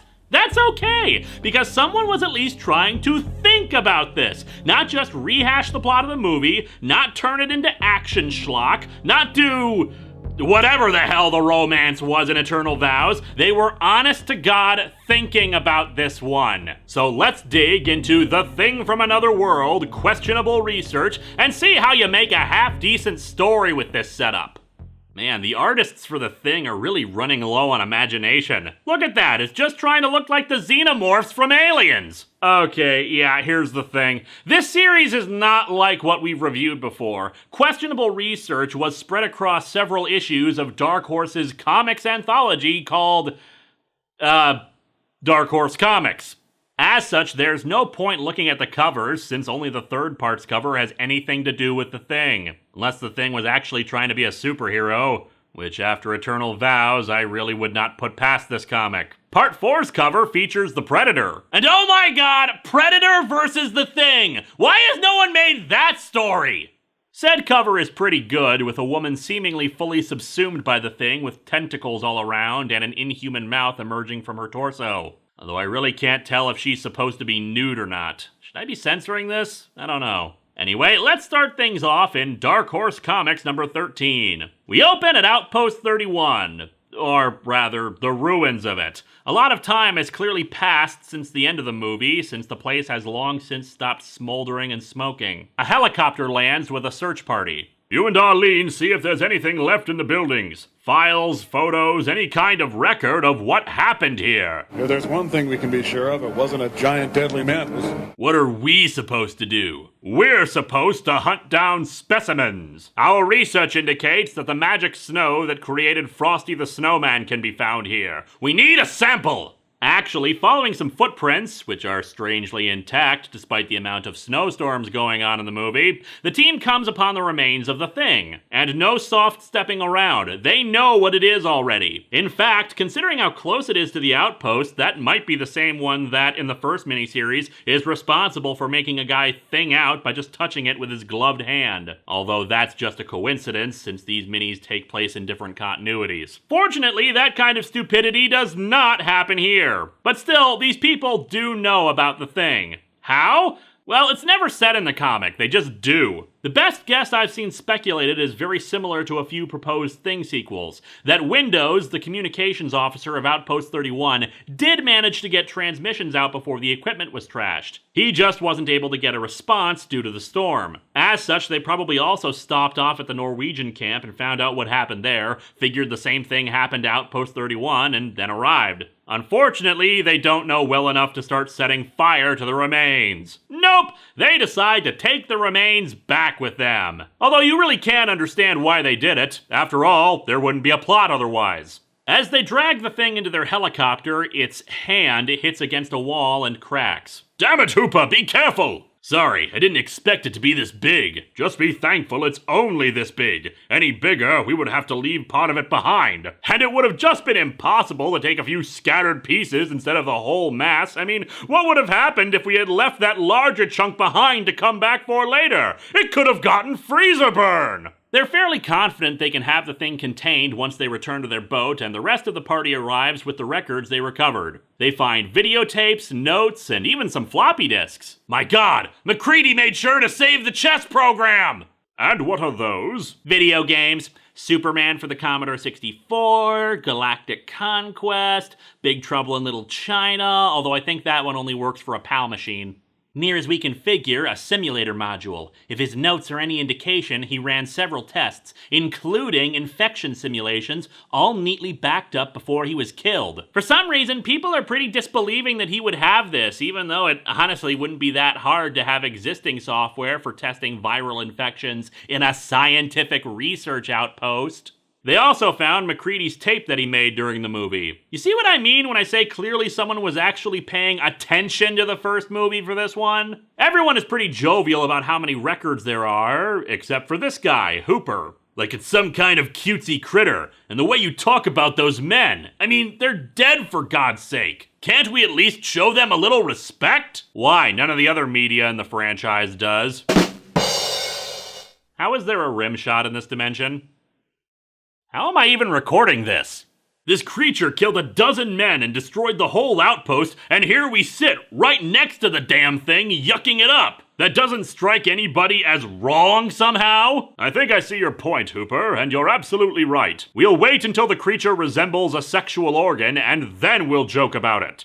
This creature isn't just a vicious killer, but probably the most dangerous life form on the planet. We have to be careful. Now let's put it inside that wire cage next to the monkeys who we've been experimenting super strength serum on in the laboratory that also happens to contain every known disease deadly to man in uncorked test tubes on an uneven wooden shelf. They land on a boat, and we see a small piece of the thing that's snapped off when they put it in, lying underneath their chairs, the ice and snow on it melting. They bring the thing over to their lab while one of the technicians, Marion, flirts with bearded scientist guy. And I've got to say, while my joke about the unsafe lab is, of course, inaccurate, there are still a few things in here that are making me tilt my head, like all the exposed wires carelessly hanging everywhere, and even into the freezer unit where they're keeping it. Bearded scientist guy talks to his wife, Barbara, about how Marion is flirting with him, but this doesn't go anywhere, sadly, so ignoring it, and instead over to the thing finger.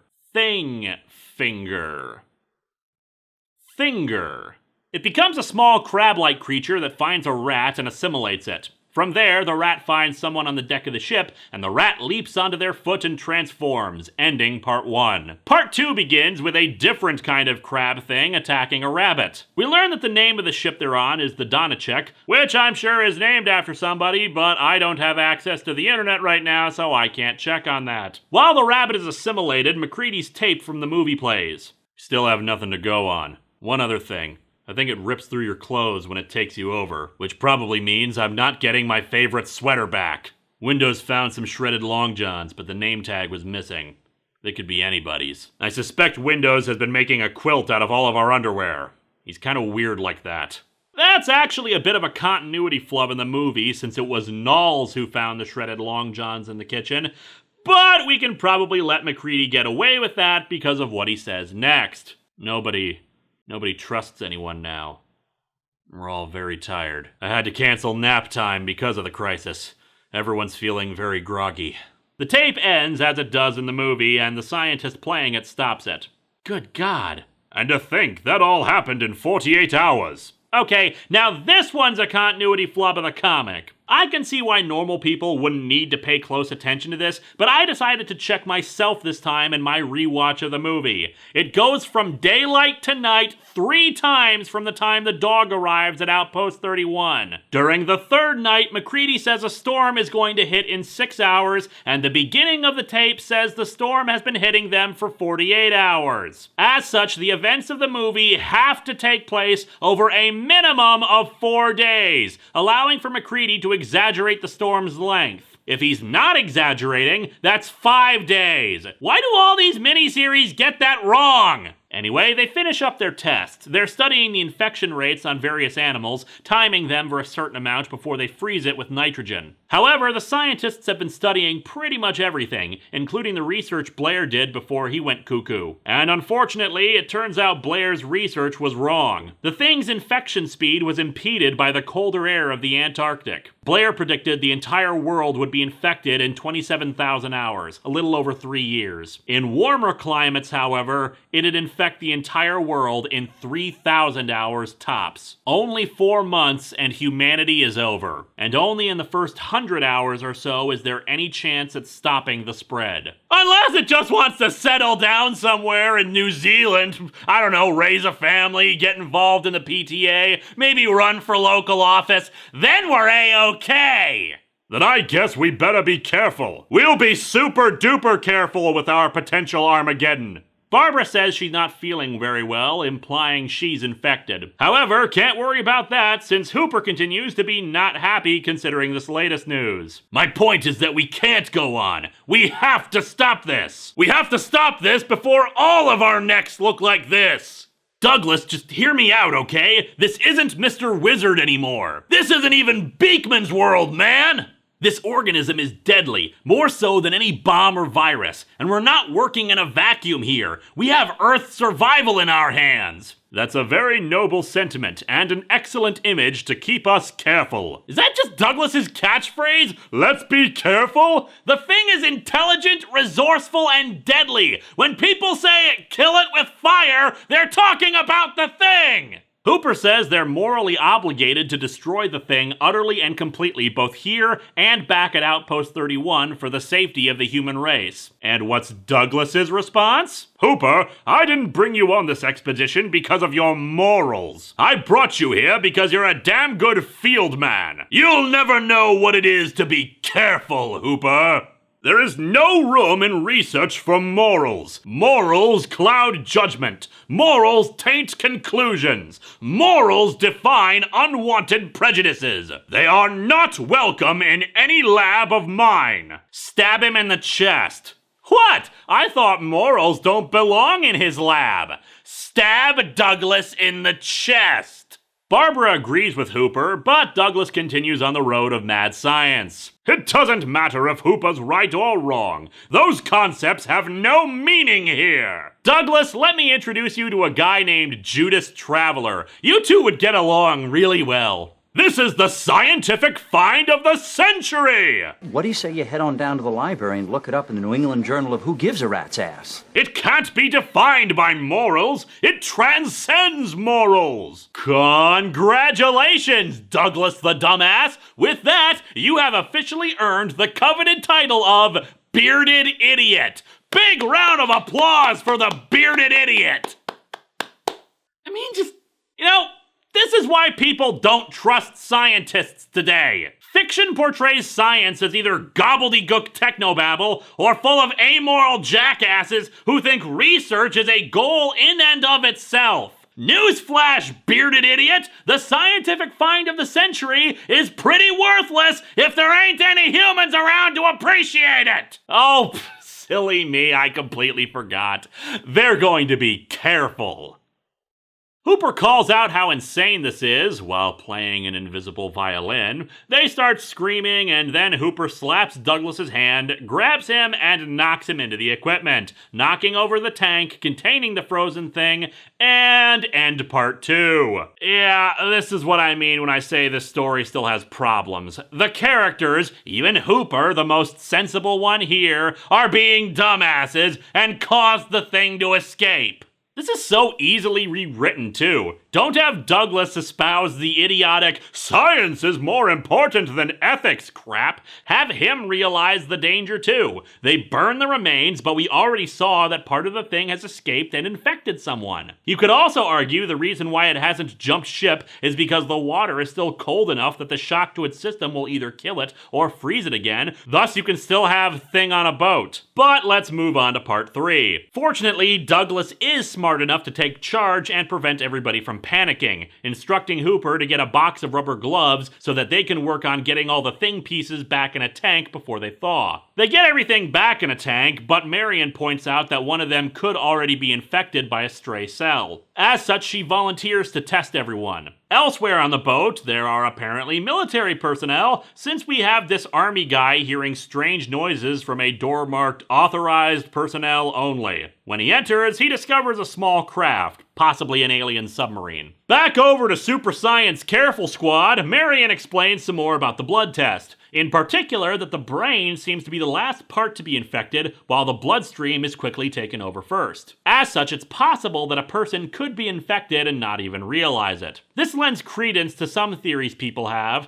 I disagree with it myself, but that's okay. This is one of those points where it's unclear in the movie and either side could be right. Again, somebody did their homework with this story. Back over to the alien construction, it turns out the infected person from before was Arlene, the helicopter pilot. And while the artwork is not my favorite here, we see Arlene's lower body is more like a gaggle of scorpion legs and half-human arms, which is pretty cool. It attacks the army guy named Carl, who manages to shoot a tentacle or two. Before they can actually begin testing the blood, the scientists hear the gunshots, leaving Barbara and some other lady, don't know her name, behind. Yeah, just leave the two people, either one of whom could potentially be infected, alone with each other in a room.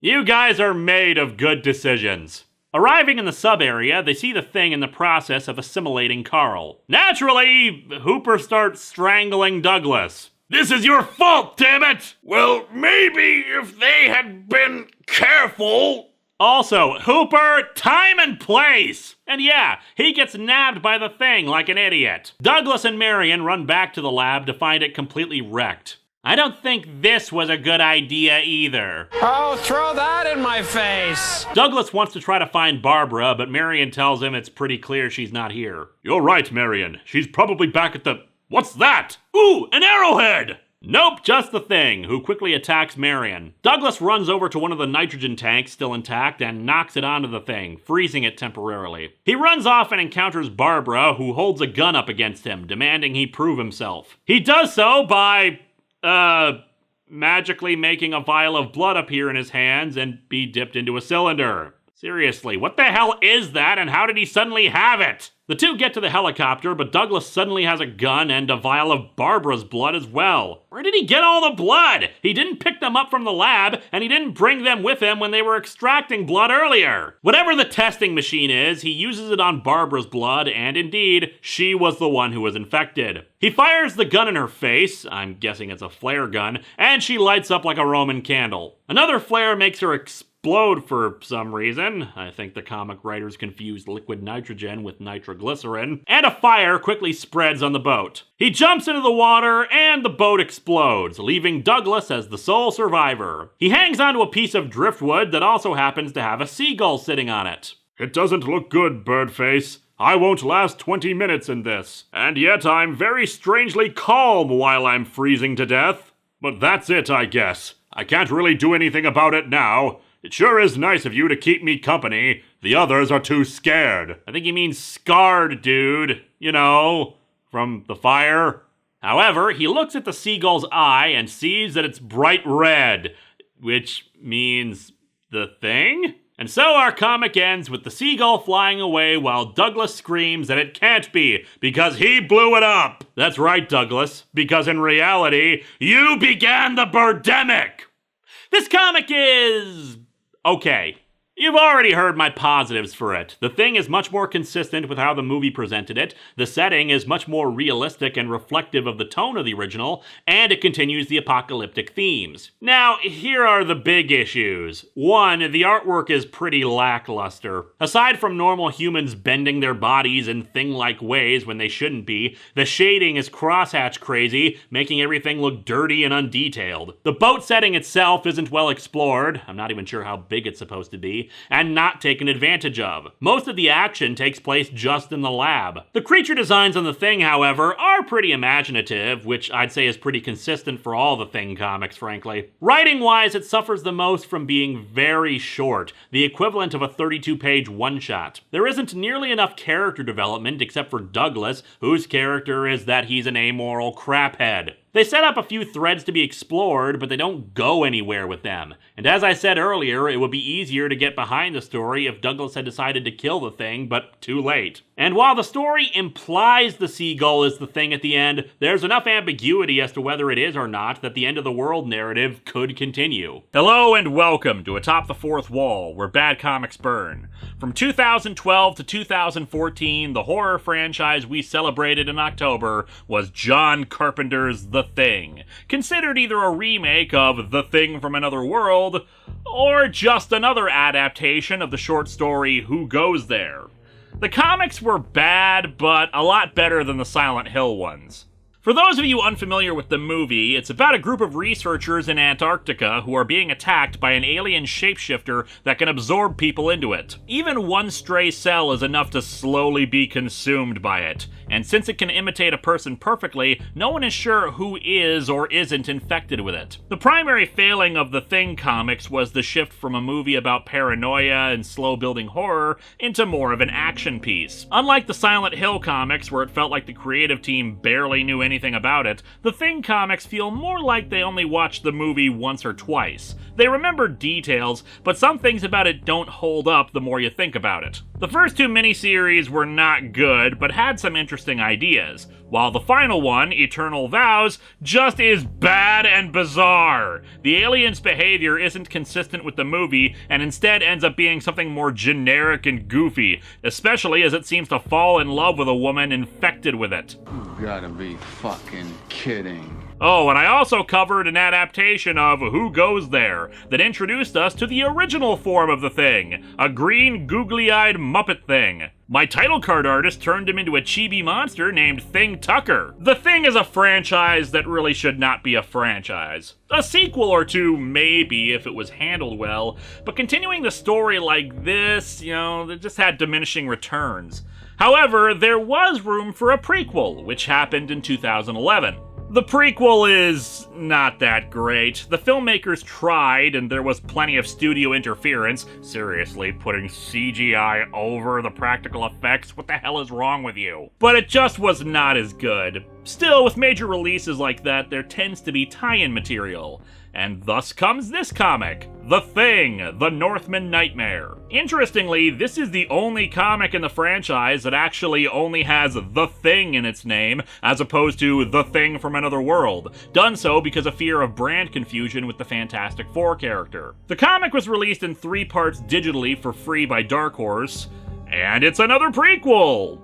Sort of. It's billed as a prequel to the 2011 film, but that is stupid, and I'll get into why that is in a minute. Unless, of course, you watched my review of The Thing from Another World, Questionable Research, where I already talked a little about this, in which case, you know the reason why that is stupid. Or you've read the comic yourself already, but who the hell reads comic books, am I right? So, like with Silent Hill Hunger, will this comic finally explain aspects of the story that were previously unknown to us? Will this comic retroactively affect how one reads the other Thing miniseries that I had covered before? Nope. Let's dig into The Thing, The Northman Nightmare.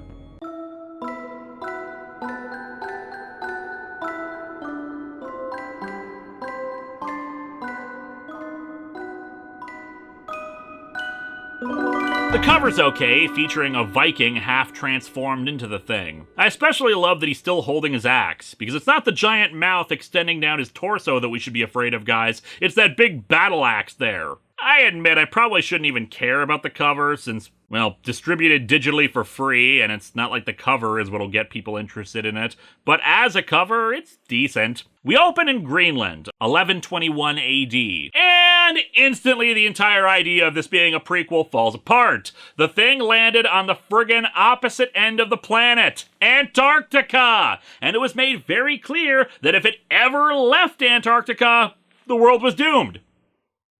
So yeah, the world is doomed.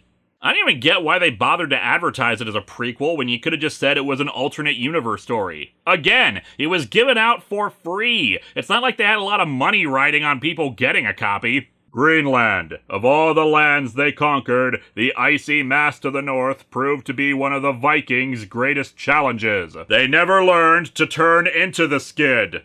Unlike many of the lands they explored and settled, it was not the indigenous people who were the greatest threat. It was actually the IRS. The enemy was the land itself. Quickly, men! Attack the dirt with your swords! The Viking ship is trapped in the ice, and their leader, Rodmar, says that they can walk the rest of the way. One of his crew wonders if walking on the ice is a good idea. If we wait, Horde, the ice will crush our vessel. On foot is best. And immediately one of their party falls into a hole in the ice. Okay, to be fair, Horde, Gary's been trying to undermine my command decisions this whole trip. I'm pretty sure he's faking that. Horde tries to grab hold of him and bring him out of the icy water, but something with tentacles seizes the guy and drags him down more. Rodmar pulls Horde back up, his hand now critically freezing. It seems the gods answered me. I don't think Gary appreciates that the gods have terrible aim. Worried about the cold temperature spreading, they tie off his hand and lop it off at the wrist. You know, in retrospect, we probably shouldn't have had Bruce Campbell plan our healthcare system. Souvenir, old friend? Are you going to eat that? I will wear it as an amulet for the gods and our enemies to see. Behold, enemies, I wear my own hand as a necklace. Why? Did you lose it in battle? No, my hand was really cold, so we cut it off. Is that wound cauterized or treated at all for infection? Be afraid of me! That hand has been decomposing for days and it's hanging right under your face. How do you stand the smell? As they walk off, apparently just shrugging off losing a guy and a hand, a tentacle creature comes up from the ice to watch them. On the way, they provide exposition. They're heading to a village led by a man named Bjorn. They've lost contact with the village and have come to investigate. Bjorn Grimshaw is a great man. There must be a good reason they have not sent a ship for so long. Oh, they would have, but all the skilled captains keep getting their hands chopped off instead of buying some mittens. As they begin their trek, they notice a hillside has evidence of a massive battle that took place recently, or at least that the ground is scorched and full of dead plants. Stay alert. There's more here than meets the eye. Okay, a new one to add to the list, Transformers versus the Thing. Examining the corpses in the battlefield, they see signs of people merged with animals, like a skull of a merged ox and human. This skull is neither man nor animal. Manimal. Upon seeing how many of the corpses were burned, Horde suggests that the fire could have fused an animal and human together. We've been on many fiery battlefields, and I have never once seen one bone melded to another as a result. Although there was that one time we saw bone melded with vegetable. That was pretty weird. They move on, eventually arriving at the village and find the city gates open. There's no one around and no evidence that a battering ram had forced the gates open. Whatever happened here happened within these walls. Aerial bombing. Within the city are ruins and piles of dead bodies, most of them twisted and fused with animals like the bones they found. However, the first part ends with the arrival of a few women covered in sheets. Well, I say part, but this is all in one download, so that little to be continued right there is really kind of unnecessary. The men ask what happened, with the lead woman saying that their own forces turned and attacked them. Where is Bjorn, the village leader? He was the first to attack. I mean, you kind of expect politicians to turn on their own citizens, but not quite so directly. Horde accuses the woman, Astrid, of lying, but Rodmar wants to hear more. Bjorn was off in the Grand Hall with Tofa when we heard screams. When we ran to see, Bjorn was there covered with blood, but the woman was gone. He turned on us. In retrospect, they were rehearsing a live stage version of Carrie.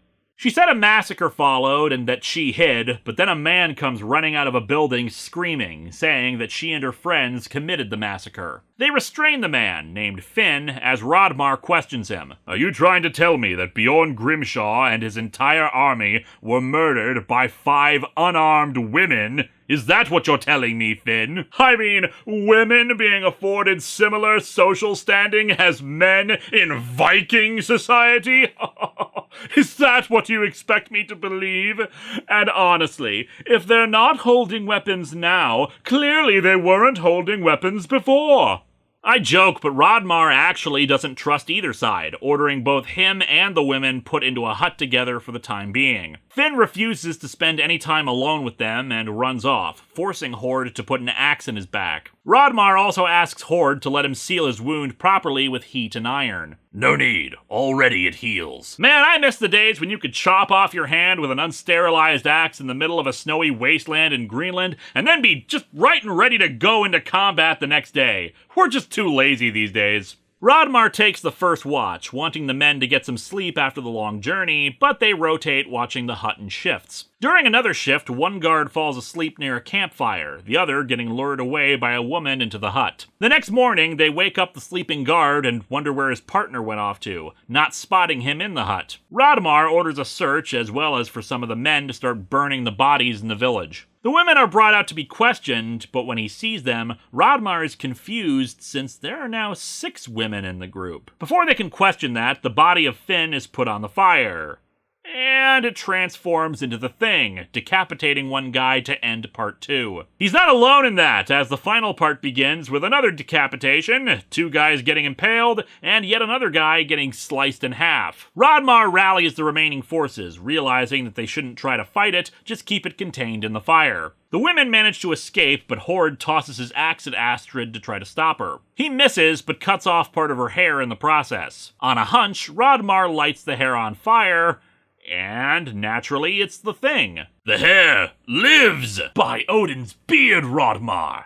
We're in a chapter of Uzumaki! Horde points out that it's as if every part of the Thing is alive. Then every part of it shall die. Bring me the finest hairdressers in all the land. They set the village on fire and hunt after the Thing, spotting Astrid near that battlefield we saw before, half transformed into the Thing. For some reason. She ducks into a hole near the side of the hill. For whatever reason, they decide to chase a herd of musk oxen into the hole, their stampede unearthing what was hidden inside it. a crashed alien saucer. Or maybe it was taking off out of the hole? It's unclear, because for whatever reason, the weight of the oxen causes the ship to crash and explode. Apparently, along with the thing, the aliens were transporting a full cargo bay of nitroglycerin and oily rags.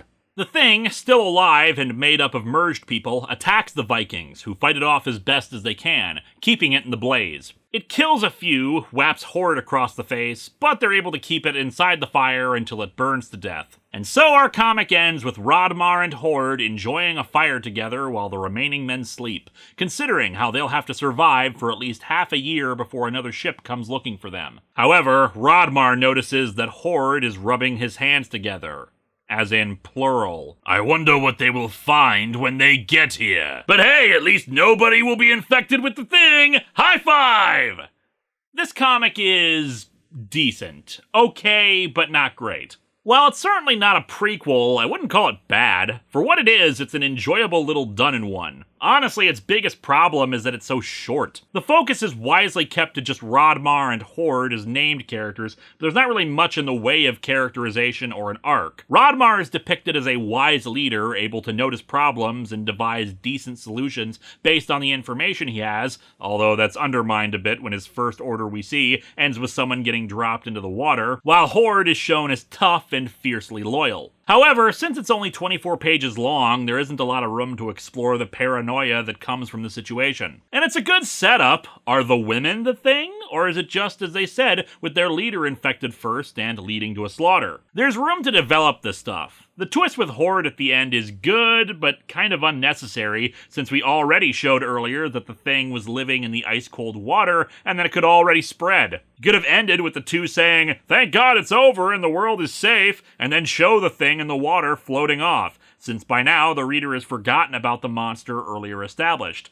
Especially since that same version of the monster doesn't come back later in the story. Still, the twist with the hand was nicely set up, and we can assume he was either infected while trying to save the guy in the water, and not realizing he was infected until later, what with the "it's healing already" foreshadowing, or when the thing hit him during the final fight. Overall, it's not a bad story at all. Just not as good as it could have been. Next time, we end our look at Halloween's past with a follow-up to a review from last year. And another slugfest between horror stars.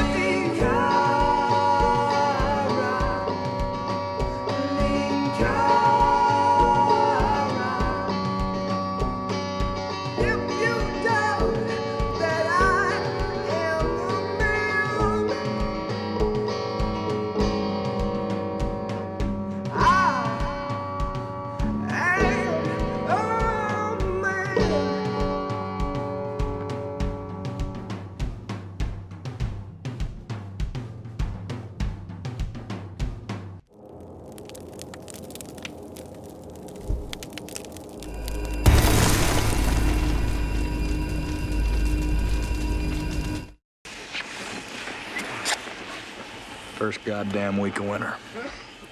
It's time to face your maker on the Muppet Show tonight.